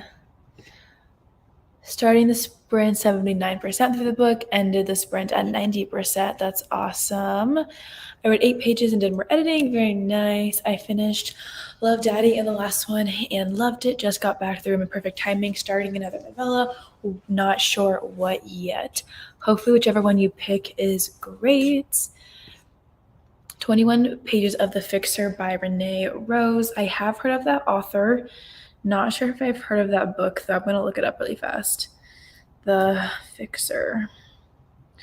Renee Rose. Okay, you're reading the same series that you're reading last weekend or yesterday, because I recognize this cover now. Very nice. I hope you are still enjoying it. I got to 62% and fell asleep for a second. That's okay. I support. Got to 97%, only 20 minutes left in the audiobook. I literally cried because of how sweet this book is. So heartwarming. I'm so glad to hear you say that. I just, every time I hear people crying in books, I cry in books, I'm just wow, how powerful are words to make people cry, in a really good way. Love that. You'll definitely finish it during our next sprint then. Joined in that sprint and read 18 pages of The 3-Body Problem. Very nice. Hope you're enjoying it. 45%. I keep falling asleep too. It's funny. We are all sleepy over here. Finished A Dash of Death, 2.75 stars. I'm sorry you didn't love it. Hopefully your next pick is better. I did not read nor took a nap. That's okay. We got the next one, right? 28 pages left. Very nice. Still reading River Enchanted, hoping to finish tonight, probably in the next 2 sprints, depending on how long they are. Yeah, say we got 40 minutes for the next one, so hopefully that will give you a good chunk of the rest of the book done. Although, yeah, okay, we're gonna start at 35. So, okay. The best description is of how I feel about the book is it sucked. It was just a bad, cozy mystery. I didn't do the things it was supposed to do. Gotcha. That's a bummer. Hopefully the next cozy mystery that you pick up does everything the right way and you really enjoy the next one. That's always a bummer. Makes me sad to read books that I don't like in the end because I thought I was going to. I usually don't read heartwarming books. I prefer heartbreaking books. I like both, but I love a good cry. So I do like when my heart gets broken. The House in the Cerulean Sea is what Lorraine is reading by TJ Klune. 70% through it now, really enjoying this series. All novella length, mafia and spice, good plot. Those all sound really great things to me, honestly. I haven't read a mafia romance in a minute, but I got my Dark and Quirky subscription. It's a romance subscription box. They do special editions. Came my first box for the year came with a mafia romance that I haven't read yet. It's sitting on my shelf though. It's stunning. It's really short and I want to get to it because it has been a minute since I have read a mafia romance and I want to read some more. So I'm glad to hear that you're enjoying it. I'll have to check them out. I am 61% in Permanent Record by Mary H.K. Choi. Stasia read this book. Maybe you haven't read this book, Stasia, but she has read a lot of books by this author, and I think she has loved them all. I think.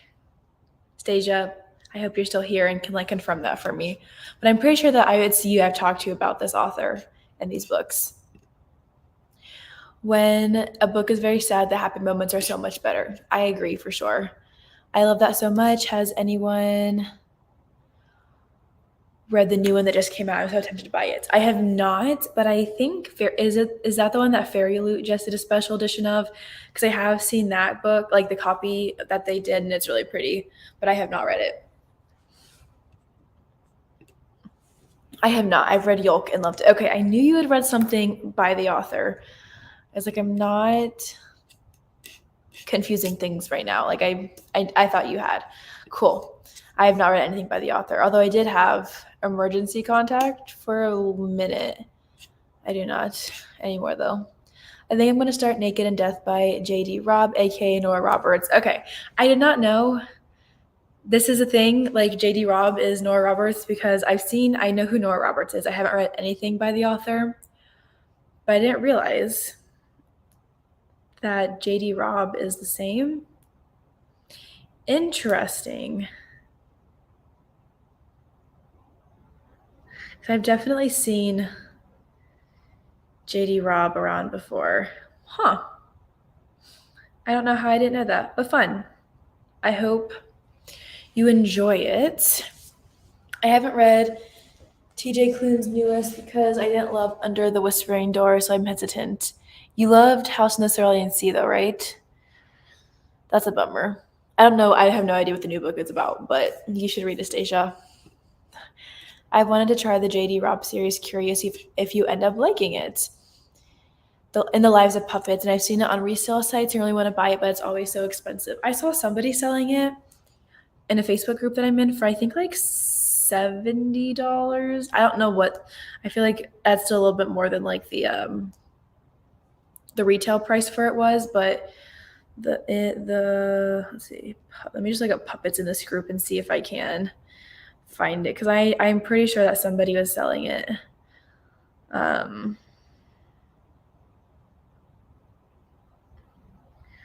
this person has The Lives of Puppets for Sick. Oh, here we go. Oh, $75 is this person is selling. It's stunning, though. It's really pretty. Like the sprayed edges are very nice.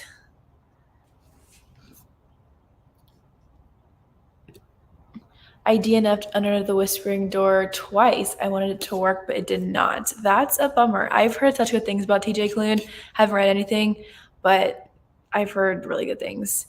I think I tried to read a Nora Roberts book once. Don't remember what book, but the texture of the paper was rough and I couldn't handle it because autism. Gotcha, yeah. That's fair. I love Cerulean Seas. I don't know if I'll read the newest. I skipped that one because I didn't hear great things, but the new one sounds good. Everyone loves TJ Klune. Like, truly. I haven't seen any bad reviews, I feel like. I've been seeing around and it feels like a lot, even though I'm sure it will only go up. I don't know, but if people like aren't willing to buy it at the price that like people are selling it at, so like in the US, like $75-ish, you would think that they would realize that they're either gonna have to drop the price of the book or just it's gonna be on their shelves for forever. So hopefully if people don't buy it at that price, then it starts dropping back down because that would be nice. It probably is like what, $38 or so for like the subscription. I don't know. I don't have a Fairy Loot subscription, but I feel like that tends to be I feel like I got my copy of Kingdom of the Wicked. Kingdom of the Cursed, I think, is the one that I got from Fairy Loot. Not that I like the book, but it's fine. I feel like I spent $38 on that edition of Kingdom of the Cursed from Fairy Loot. Also, we'll go ahead and start our next sprint at 40. Just so y'all know, I'll go ahead and push it back 5 more minutes. So we'll read until 20. I really love Nora Roberts. Her romances are amazing. I see her books around like bookstores and Target, and like I see them everywhere. I have never read one. Probably won't ever, but not because like I'm not interested. I just got too many other things on my TBR that are on higher priority. But I'm pretty sure, okay. So I don't think anybody, like the one that I see on Facebook, it's for a US, I think, Facebook group, but nobody has sold it or nobody has purchased it. Let me see if there's any on like Pango just because I'm curious if like people are actually buying it at this cost. In the lives of puppets. Oh, there are 2 copies of $90 and $75. We'll see if they get sold. I'll be curious, I guess. It is pretty though. It is very pretty. Fairy Loot's books are honestly just like stunning. The one I'm starting is a police procedural. There's a romance in it, but it's mainly police procedural set in the future. That sounds interesting. I'm gonna make what's basically, oh gosh, I cannot pronounce that word. The one big thing rather than little biscuits. Don't let me forget that. It's 1 cup water, not 2. I forget that every time and use too much water. Well, hopefully you see this comment when it comes time to start making them. And yeah, don't put too much water in it. It's because it's a special edition and it's Fairy Loot and people love to resell books as soon as they get them, like in the mail. Like they open the box and they're like, okay, I'm gonna up the cost. There are a lot of people who sell at retail, but a lot of people also try to increase the price.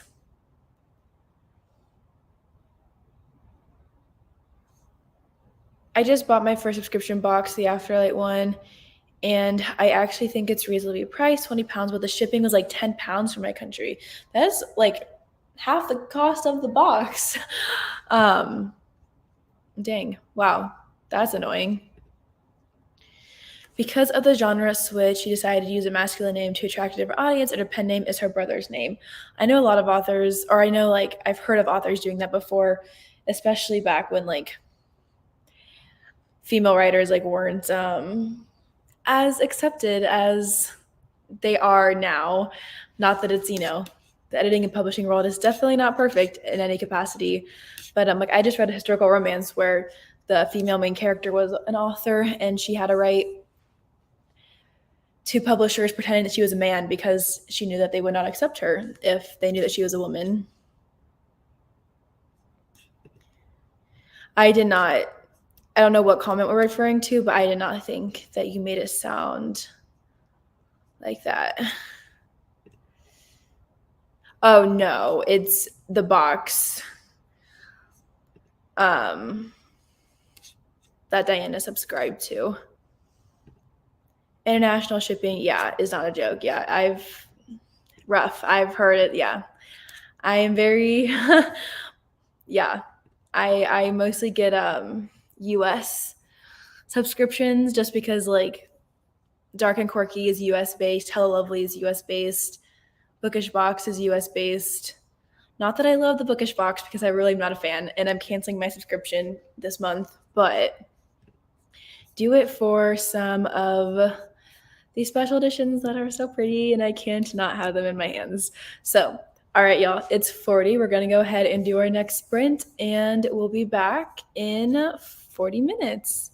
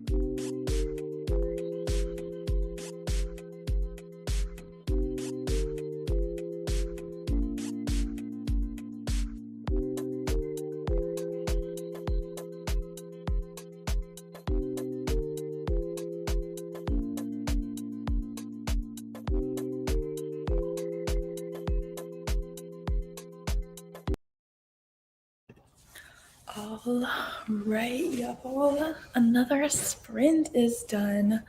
Let me know how you did or what you did if you did not read. I got to page 52 of Underneath the Sycamore Tree, and I'm definitely flying through it. I've already got some tabs. Yay. I never know how this camera works and which way is which, apparently. But yeah, I am enjoying it so far.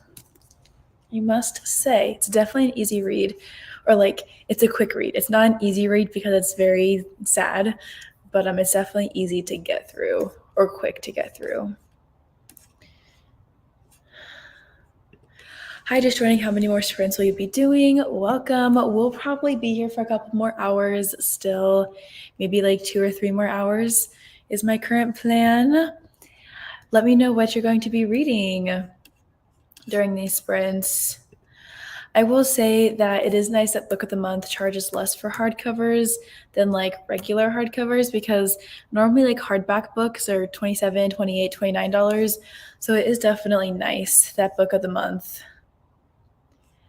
has hardback books for cheaper than going to Barnes & Noble and finding a hardback there. So I do like Book of the Month for that purpose. I had canceled my subscription for 6 or 7 months. I did get it back this month just so I could get the new Taylor Adams book, but I'll probably go ahead and cancel it again because I don't need to be spending my money on that subscription when they don't tend to pick books that I read anymore. Love Book of the Month. I have some of my favorite books are Book of the Month editions, but yeah, I don't subscribe to them anymore.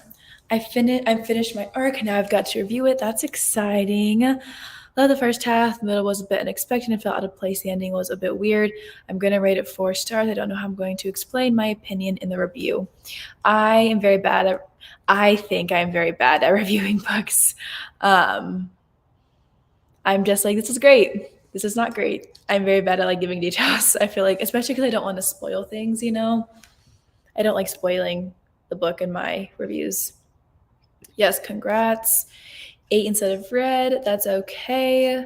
At 51%, very nice. Read 14 of Naked and Death. Went on Bookstagram and read 24 pages. Very nice, very nice. Finished The House on the Cerulean Sea. It was a 5-star read for me. I absolutely loved it. Now I'm trying to figure out what I'll read/do next. I loved that for you. Everybody seems to love that book. Hopefully the next book that you pick out lives up to that high that you're riding on right now with having a 5-star read, or that you're able to be productive in the next sprint. Congratulations for finishing that. I did not read it all. It is okay, Stasia. It is okay. I don't know if I'm going to continue with it right now. That's all right. Say take a break, do something else for a little bit. Book of the Month is reasonable, but you get what you pay for. Book of the Month is reasonable, but you get what you pay for. I don't think the quality is that good in my opinion. It just makes me sad that I don't know, I feel for a minute there I was loving every pick that they were putting out, and then I stopped caring about the books that they were picking for their monthly picks. I haven't really noticed a huge difference in the quality, but maybe I don't pay enough attention. I don't know. I just like spending $16 on a hardback book versus $27. And I like that a lot of their books are early releases. So I got I think Taylor Adams, the book that I just got, I feel I got that before it's been released. Maybe not, but I feel it might have been an early pick as well. Yeah, I do like that they pick early releases, and they can I forget what book it was that I got 2 months earlier, before its release date. But I was hey, if I can do it for everybody else, I will, I guess. Super close to finishing A River Enchanted. I don't know what my next physical book will be. Might put some options here so you can help me choose. Yes, I love helping people pick their next book. Do it. I want to know what you want to read. I think I'm horrible at reviews, but I've been told they're good. Yeah, says Little Miss. I get all these books from Valentine PR for free, getting authors who watch your YouTube channel and things like that. You're doing something right, Stasia, is all I'll say. And I am proud of you. Got to page 73 of The Secret Summer Progress in my Samsung tablet. Very nice. If Book of the Month selection is the kind of books you read, it is worth it. I agree. I'm fine with book of the month. I'm just on pause because I don't care for the picks. I'm mainly here for Riley Sager and Alice Feeney, so they better not let me down.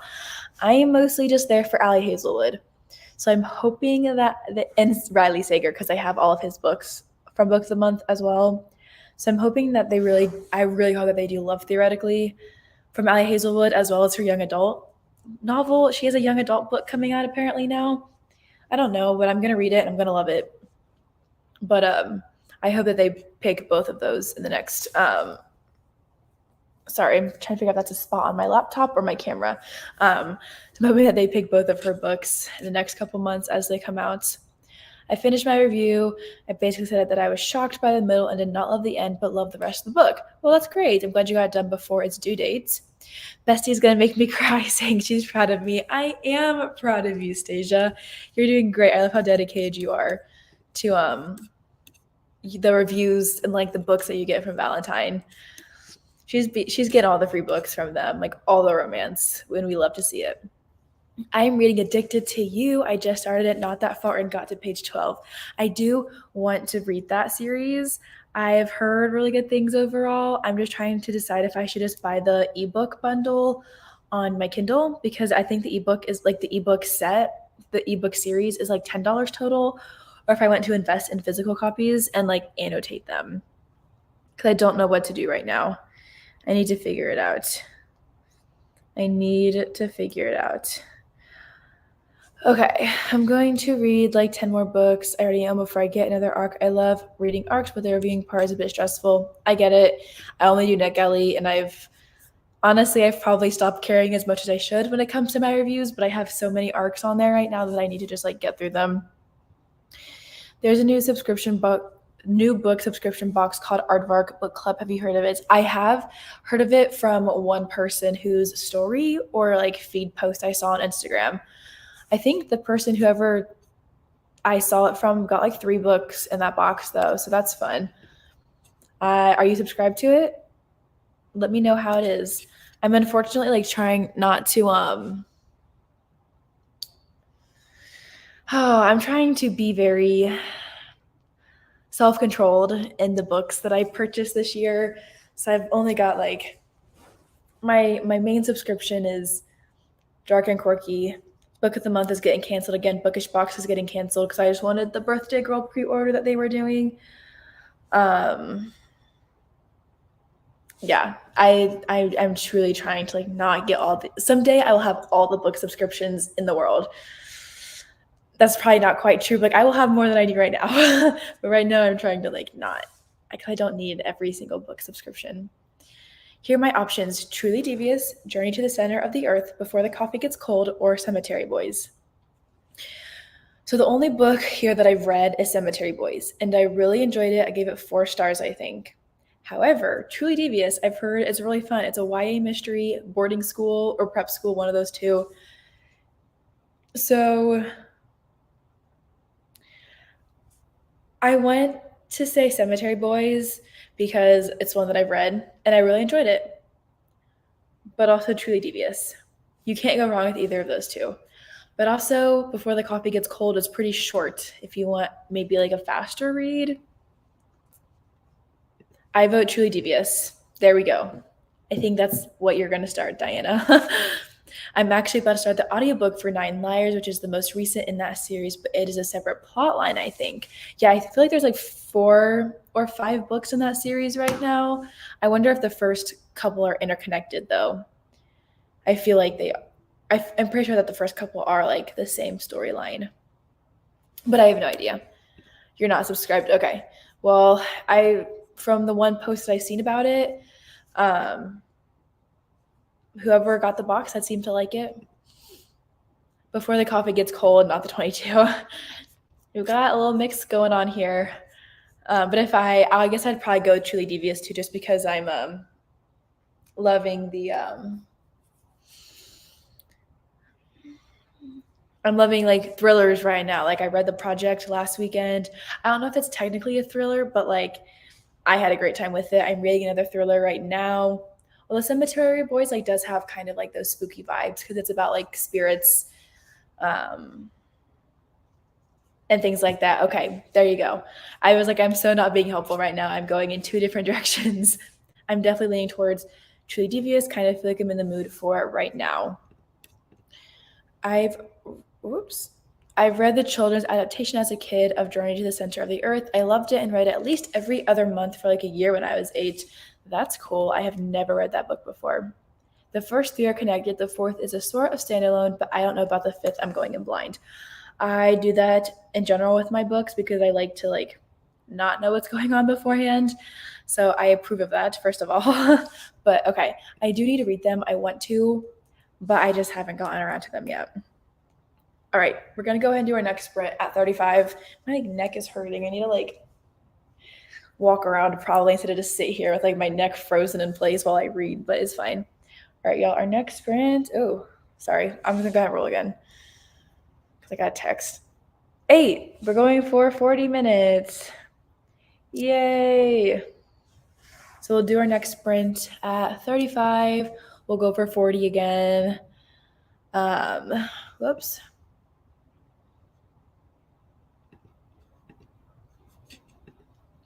We'll start at 35, so we'll go until 15. Yes, that sounds right to me, I think. 35. Yeah. Yes. Yeah. I need to take a picture for Bookstagram during that next one. I just posted on Bookstagram today. I've been so bad about it this semester, I feel like. But I did post about Promises and Pomegranates and Vipers and Virtuosos if anybody wants to go check it out. Not really, but I did post today for the first time.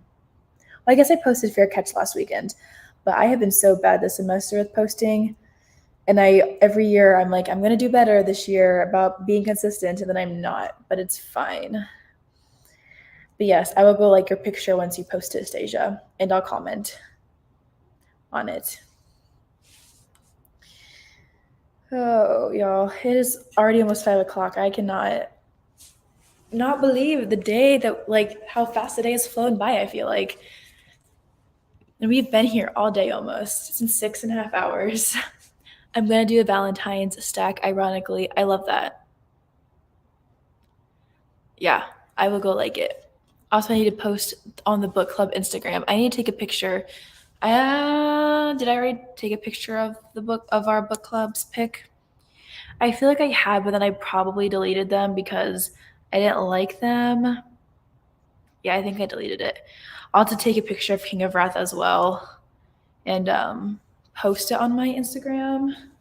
Stasia and I, in case you're new here, we host a romance book club together called the Mending Hearts Book Club, and our May pick is King of Wrath by Anna Huang. Billionaire romance, arranged marriage, or marriage of convenience because of blackmail. Sounds great. Cannot wait to get to it, but yeah, I have not started it yet. I'm going to read a book called Medallion at some point today. It's a middle grade book and my favorite childhood book, and I'm scared I'm not going to like it due to my age. I don't want to ruin my opinion of it. I reread a bunch of my favorite childhood books a couple months ago for a vlog, and my opinion of them did not change at all. If anything, I just love them more as I've grown older. So hopefully it's the same for you. I think you'll still love it though. Those types of books always have to have a special place in our hearts, I feel like. I'm gonna post a quote today. Then next week we can post the book. Yes, join us. Yeah, we are fun. Stasia and I are fun. I think. I hope. Yes. Let me confirm really fast. But the Discord maybe is in the description down below. Let me check right now. Yeah. So if you click on my description of this in these live sprints, it's weird seeing me anyway. And you scroll down, there is a link to our Mending Hearts book club Discord underneath the what to watch next section. It's not gonna be super clear just because of my phone screen, but yeah, it is on there if you want to join us. We have a Discord. We also have an Instagram. Let me just go ahead and copy it into here. I'll just copy and put it in the comments. Copy URL profile. It's fun. It's a newer book club. We started it in January, but I think it's been a blast so far. We've had really good picks, thankfully. Like Stasia and I we've picked up books that we haven't read before, of course. But we've had really good picks overall, I feel like, and I'm very excited to keep going this year. But yay, I just saw that you joined us. So excited. It's going to be so fun. Reading Sprints Discord. We do have a Reading Sprints Discord, but there's a Mending Hearts book club Discord as well. Probably above the Reading Sprints Discord is our book club one. All right, y'all. We missed our start time, but that's okay. We'll go ahead and start at 40, and we'll read again until 20. I need to turn myself off my phone because I do not like that. That's so cool. Are you doing? Looking forward to discussing this. Yeah, so we do. So we'll do mid-month reading sprints for the book club pick. Whether or not, if you're not reading the book, you obviously can like still hang out and like read with us. But Stasia and I do take one day a month, like in the middle of the month, to go live together and sprint and read our book club pick if we haven't already started it. I think I've started the book club pick both times we've gone live the last 2 months for the book club, but I do already have King of Wrath sprints scheduled for next Saturday. Technically they're at 2 p.m., but I'll probably have to change that because I've got a little child's birthday party to go to, but they will be happening next Saturday. So keep an eye out for that to go live. Very excited.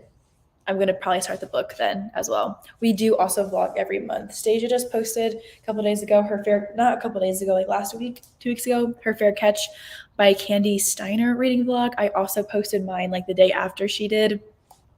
And we also have vlogs for all of our book club picks and our quarter 3 picks. So we announce them in threes. So we'll announce quarter 3 picks, which will be April, May, July, August, and September. We'll announce those picks in June, like early June probably. So keep an eye out for that as well. Our April, it's May. Our May pick is King of Wrath by Anna Huang, and our June pick is Maggie Moves On by Lucy Score, I believe is the name of the book. Maggie, yeah, it's the one with the dog on the cover. So those are our next 2 picks. And I'm very excited about our July, August, and September picks as well. I'm in too many reading challenges to join another book club, unfortunately. I get it. I try to do everything because of the FOMO, and I've just realized that I can't do that. So, sorry, y'all. There's like something in my contact right now, and it's stressing me out a little bit. Yeah, so I get it. I started the month with 2 audiobooks, 1 ebook, and 1 print book all at once. I like having 4 books at once, but I finished them all already. That's good. I also like mixing up my formats. Like right now I've got a physical book and an audiobook. Technically I have a physical copy of the book too, but I'm just going to like read it with my ears versus my eyeballs probably, as I like make dinner and things like that in a couple hours. All right, y'all, 1 more minute and we'll go again. Kind of thinking, I cannot believe I've been sitting here for 7 hours now. Almost 7 hours. No shame. Like I'm loving this. Like I finished a book. We're gonna make our way through the second book, chug along, get it done. But yeah, we've been here for a minute. It's like, look at us go. It always impresses me how long we can all hang out together. So fun. So much fun. Okay, let me go ahead and get our banner done, or our banner up. So I've already got it ready to go. We'll go for 40 minutes. In just a minute, when the clock turns to 40. Here we go, y'all. I will see y'all back here in 40 minutes.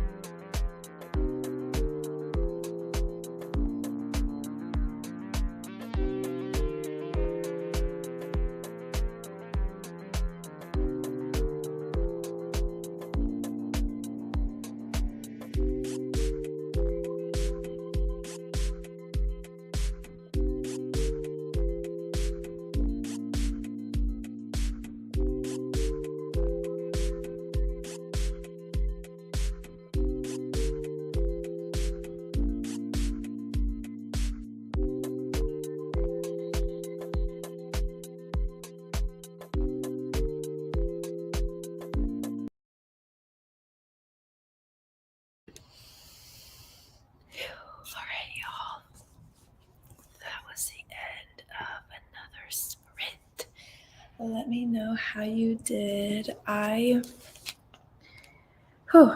got to page 83 of Underneath the Sycamore Tree. So I'm already probably 25-ish% of the way through it. And I've got even more tabs now. Yay! I'm definitely really enjoying it so far. I'm scared with how it's gonna go. Yeah, let me know how y'all did. I'm gonna go ahead and do our next roll.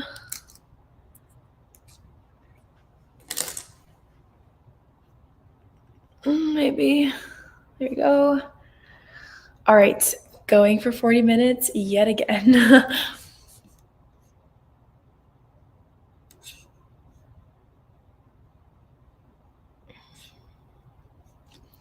Okay, y'all, sorry.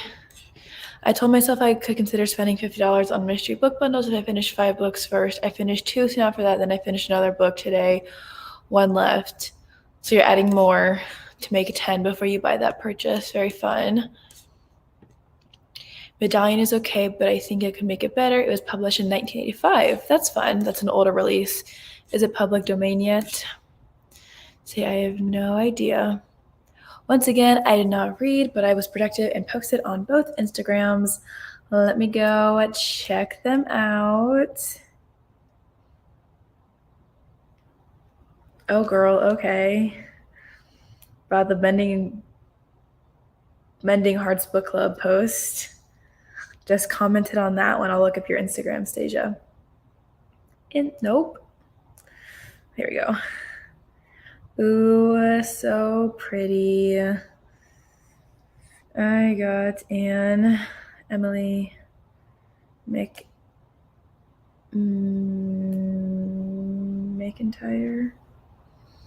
Sorry, y'all. I am commenting on Stasia's post really fast that she posted a couple minutes ago. She figured out how to spell this author's name because clearly I'm struggling. McIntyre. I got an Emily McIntyre. Oh my gosh, I'm struggling. This morning. Oh. Okay. Perfect. Okay. Just commented on your post, Stasia. I took a break that round to go on a walk while the sun is still out, so I didn't get any reading done, but my brain got a nice little break. That's awesome. I love that for you. Got something to eat and cleaned all the yarn off my bed while watching YouTube. Very nice. Read 10%, 30-ish pages. Forgot what page I started on. Very nice. You're still reading the novella, right? Or did you finish the novella? 50-ish pages left. Okay. Yes, you're still reading the novella. Perfect. I need a longer one so I can actually read this time. Heck yes. We'll go ahead and start at 25. So we'll read until 5 past.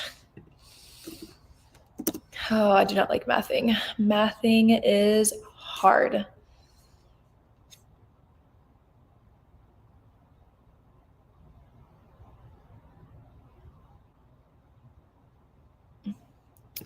Only 10 pages left. I'll start Truly Devious on the next sprint. That's so exciting. You're almost done. I wanted to ask you a question about the reading sprints. Discord, totally fine if you say no. Go for it. Ask me. I'm not on the Discord very often. Oh, yeah, I would say yes. I think they're just there for like sprinting in general, whether it's homework or productivity or reading. Because like I know that I don't always use sprints for reading, so I think that's fine.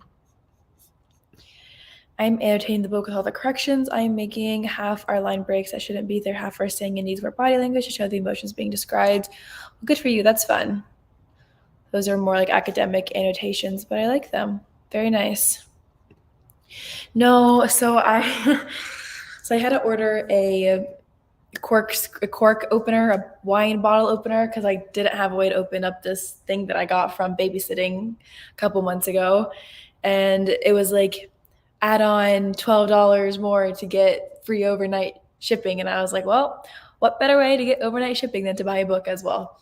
So I actually got Twisted. I already own Hooked, but Twisted it was number 4 in the series, which obviously I haven't read the first one yet, but it was like the only one I was interested in getting because I already started like owning the series physically. So I just went ahead and got it because it would get me free overnight shipping, and I'll buy the middle 2 ones when I read the first one. 57 wait 57% in my book. I'm going to rewrite this book. I expect it to go from 213 pages to 500. Girl, read Hooked, please. I still need to get the other ones. Maybe I will take it home with me next weekend and start it. Maybe I'll do a reading vlog reading it. I don't know. I will read it soon though. I'll read it soon. After this one, after these 2, I've got no like plan set in stone. Mine is like just continuing this vlog with like other thrillers, but I can take my time with this vlog that I'm doing with the thrillers. So maybe I'll start it next. Do I need to annotate it? I feel like I probably should, just based off your reactions to the book. Oh, nice. I honestly, like, I cannot keep up with everything that goes on BookTube and Bookstagram. Like, I miss everything sometimes, I feel like. So I'll just read it independently, I guess. Probably. All the reading vlogs I support. Well, I'm on a roll so far this year and trying to keep up. It has been like, I feel like aside from book club like reading vlogs, I hadn't been posting a ton, and if I were, they were like one book reading vlogs. So I'm trying to like not do that. I need to like read multiple books for my vlogs, although I can read like one book for a vlog and the video is like 30 minutes long, but it's fine. It's hosted by Brooklyn Reed. Okay, that's good to know. I annotated and tabbed and loved doing it. That's why I have read the other ones on KU, because I want to annotate them all. You should go on Pango. I am sure that they have, like, what's book 2, Scarred? Especially since Bloom published it, I feel like, there's only one copy available right now. But there's a copy available for $11.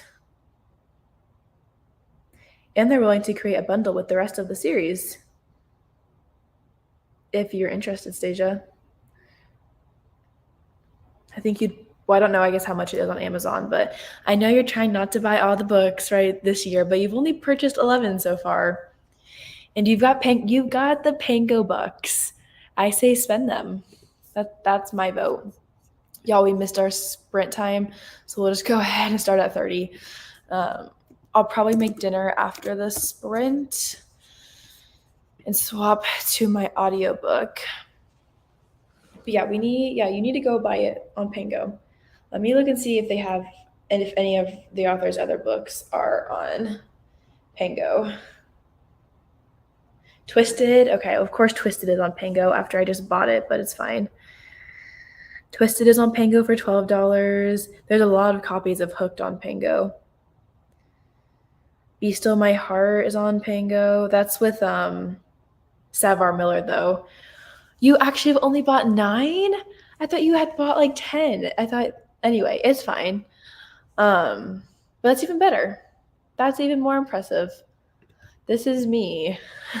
Tina and I are the same. We are almost halfway through the year, Stasia, and you are less than halfway through your book buying goal, or your book buying restriction thing, whatever you want to call it. I say buy it. There's only one copy of Scarred. I don't know if it's the Bloom edition, because that could mess things up if it's not, just because I'm sure the sizing is different from Bloom and then the indie books. But you should ask. You should go buy it. That's my vote, y'all. Everyone else, yell at Stasia to buy the book.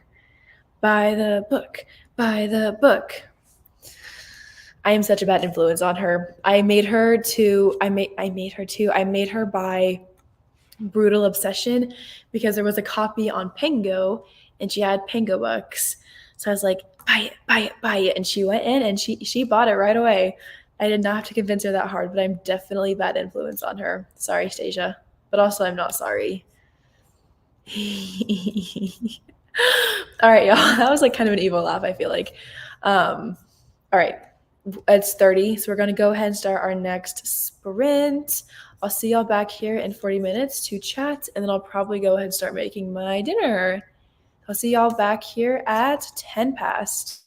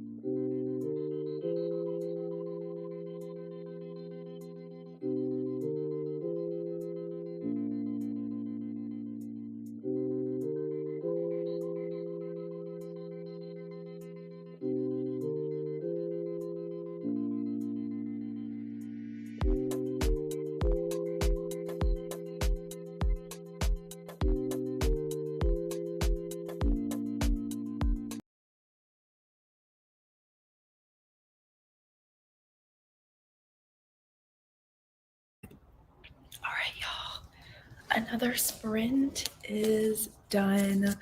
Let me know how you did. Stasia, I don't know what you're talking about with this book because I am like tearing up every other chapter, I feel like.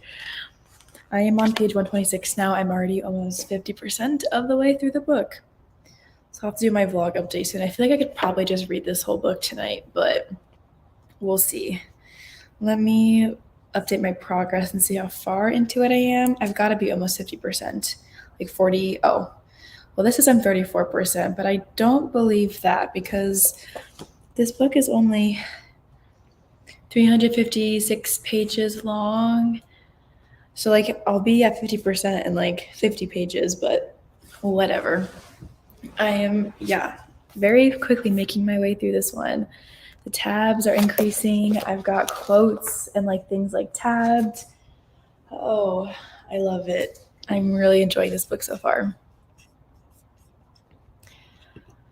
Stop, I need to prioritize buying book club books first and maybe I'll get the rest of that series. Okay, well, go buy the book club books then. There we go. And then go buy the Twisted series. We are still here, Bailey. It's been 8 hours. I don't know how, but we're still going. Had a mostly productive sprint, but I'm getting sleepy. Might be time to take a break and make dinner. I support that. I will also be making dinner soon, although I'm not super hungry, but I'll probably start dinner in like 45 minutes or an hour. I've been doing supper and bedtime stuff. I'm almost in the clear. I'm not reading anymore. I'm taking a break to watch Avatar 2 with Lanson. SMH, Stasia. Just kidding. I support all the movie watching with your husband. Watched YouTube and TikTok. Very fun. Almost halfway. I'm on page 70 out of 213. Very exciting. You're zooming through it. I am. I finished a book a couple hours ago. We're making our way through this one. I should easily be able to get to 50% by like the next sprint or so, depending on how long this next one is. Let me go ahead and roll the dice.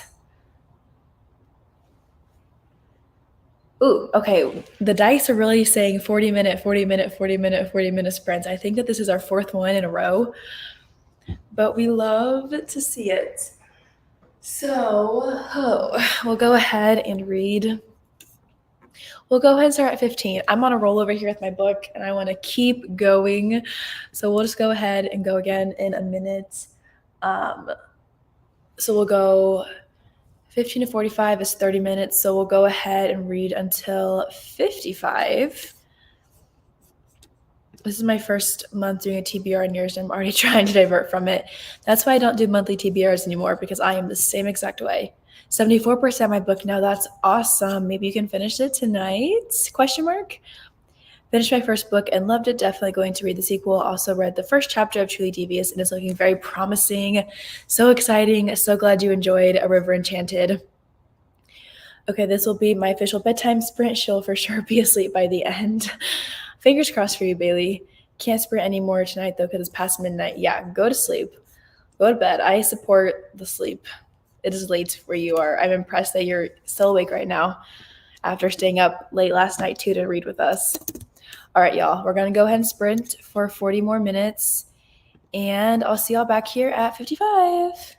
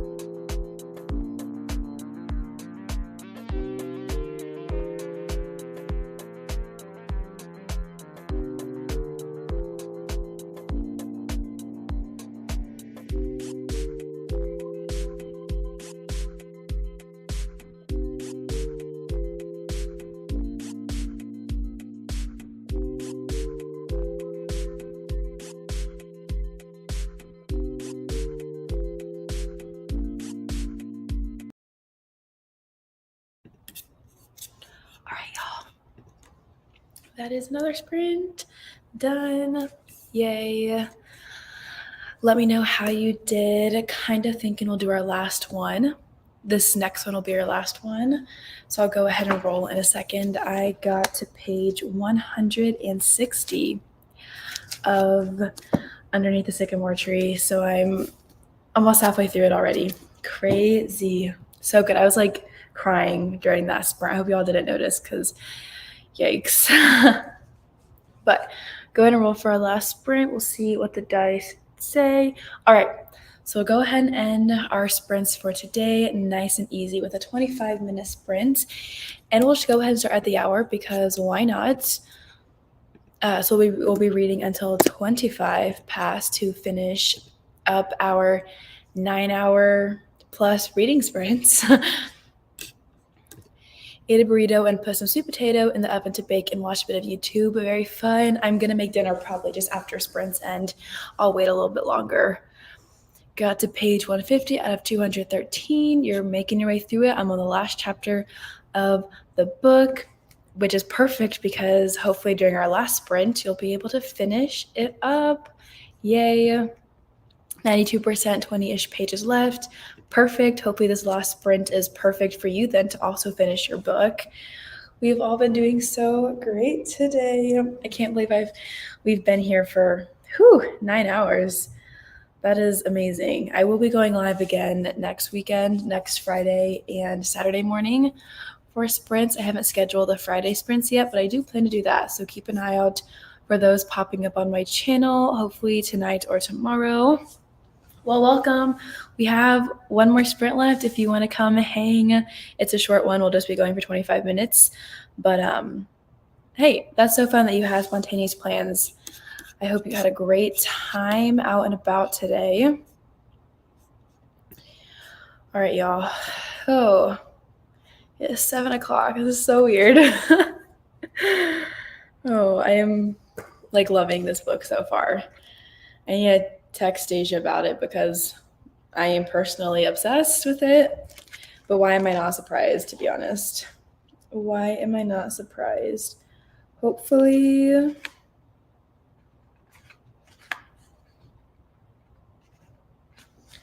I should easily get to 50% during this last sprint. And I'll probably I might not turn my camera off. I'll need to do my update though, so I might not be here for a minute because I would love to update and then maybe finish this book tonight even.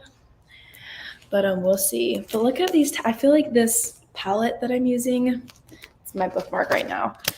I feel like this palette that I'm using like fits perfectly with this book. Like at first glance, maybe not, but like all these top tones match and like the blues on the bottom fit the blues on the top of the cover. And I just feel like it works very well. So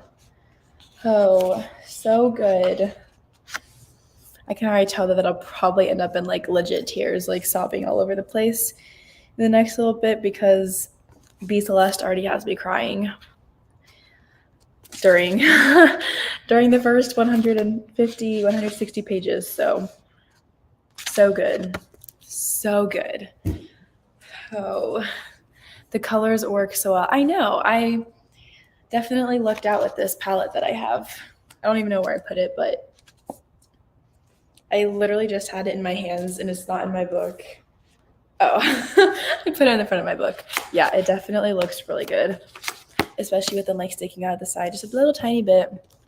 Watch YouTube and TikTok, then talk to my mom. Very nice. So you're back just in time for our final sprint. We'll go for 25 minutes to end things off nice and easy, hopefully. And yeah, we'll go ahead and wrap up these sprints in about half an hour. All right, just waiting for the clock to shift to 7 p.m. Maybe. There we go. All right, y'all. Last sprint starting now. I'll talk to y'all in 25 minutes and we'll wrap everything up for the night.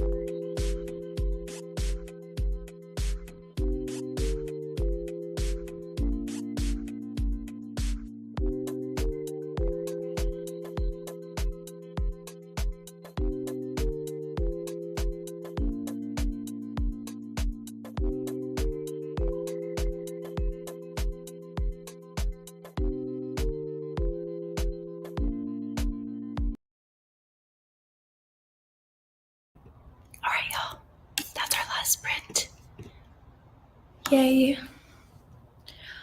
Let me know how y'all did for this last sprint. I got to page 174 of Underneath the Sycamore Tree and did my 50% vlog update for this one. I can't believe that I just sat down and read half the book in one sitting during these sprints, which I'm so excited about. I hope to finish the book tonight after I make my dinner, but we'll see. I'm kind of scared.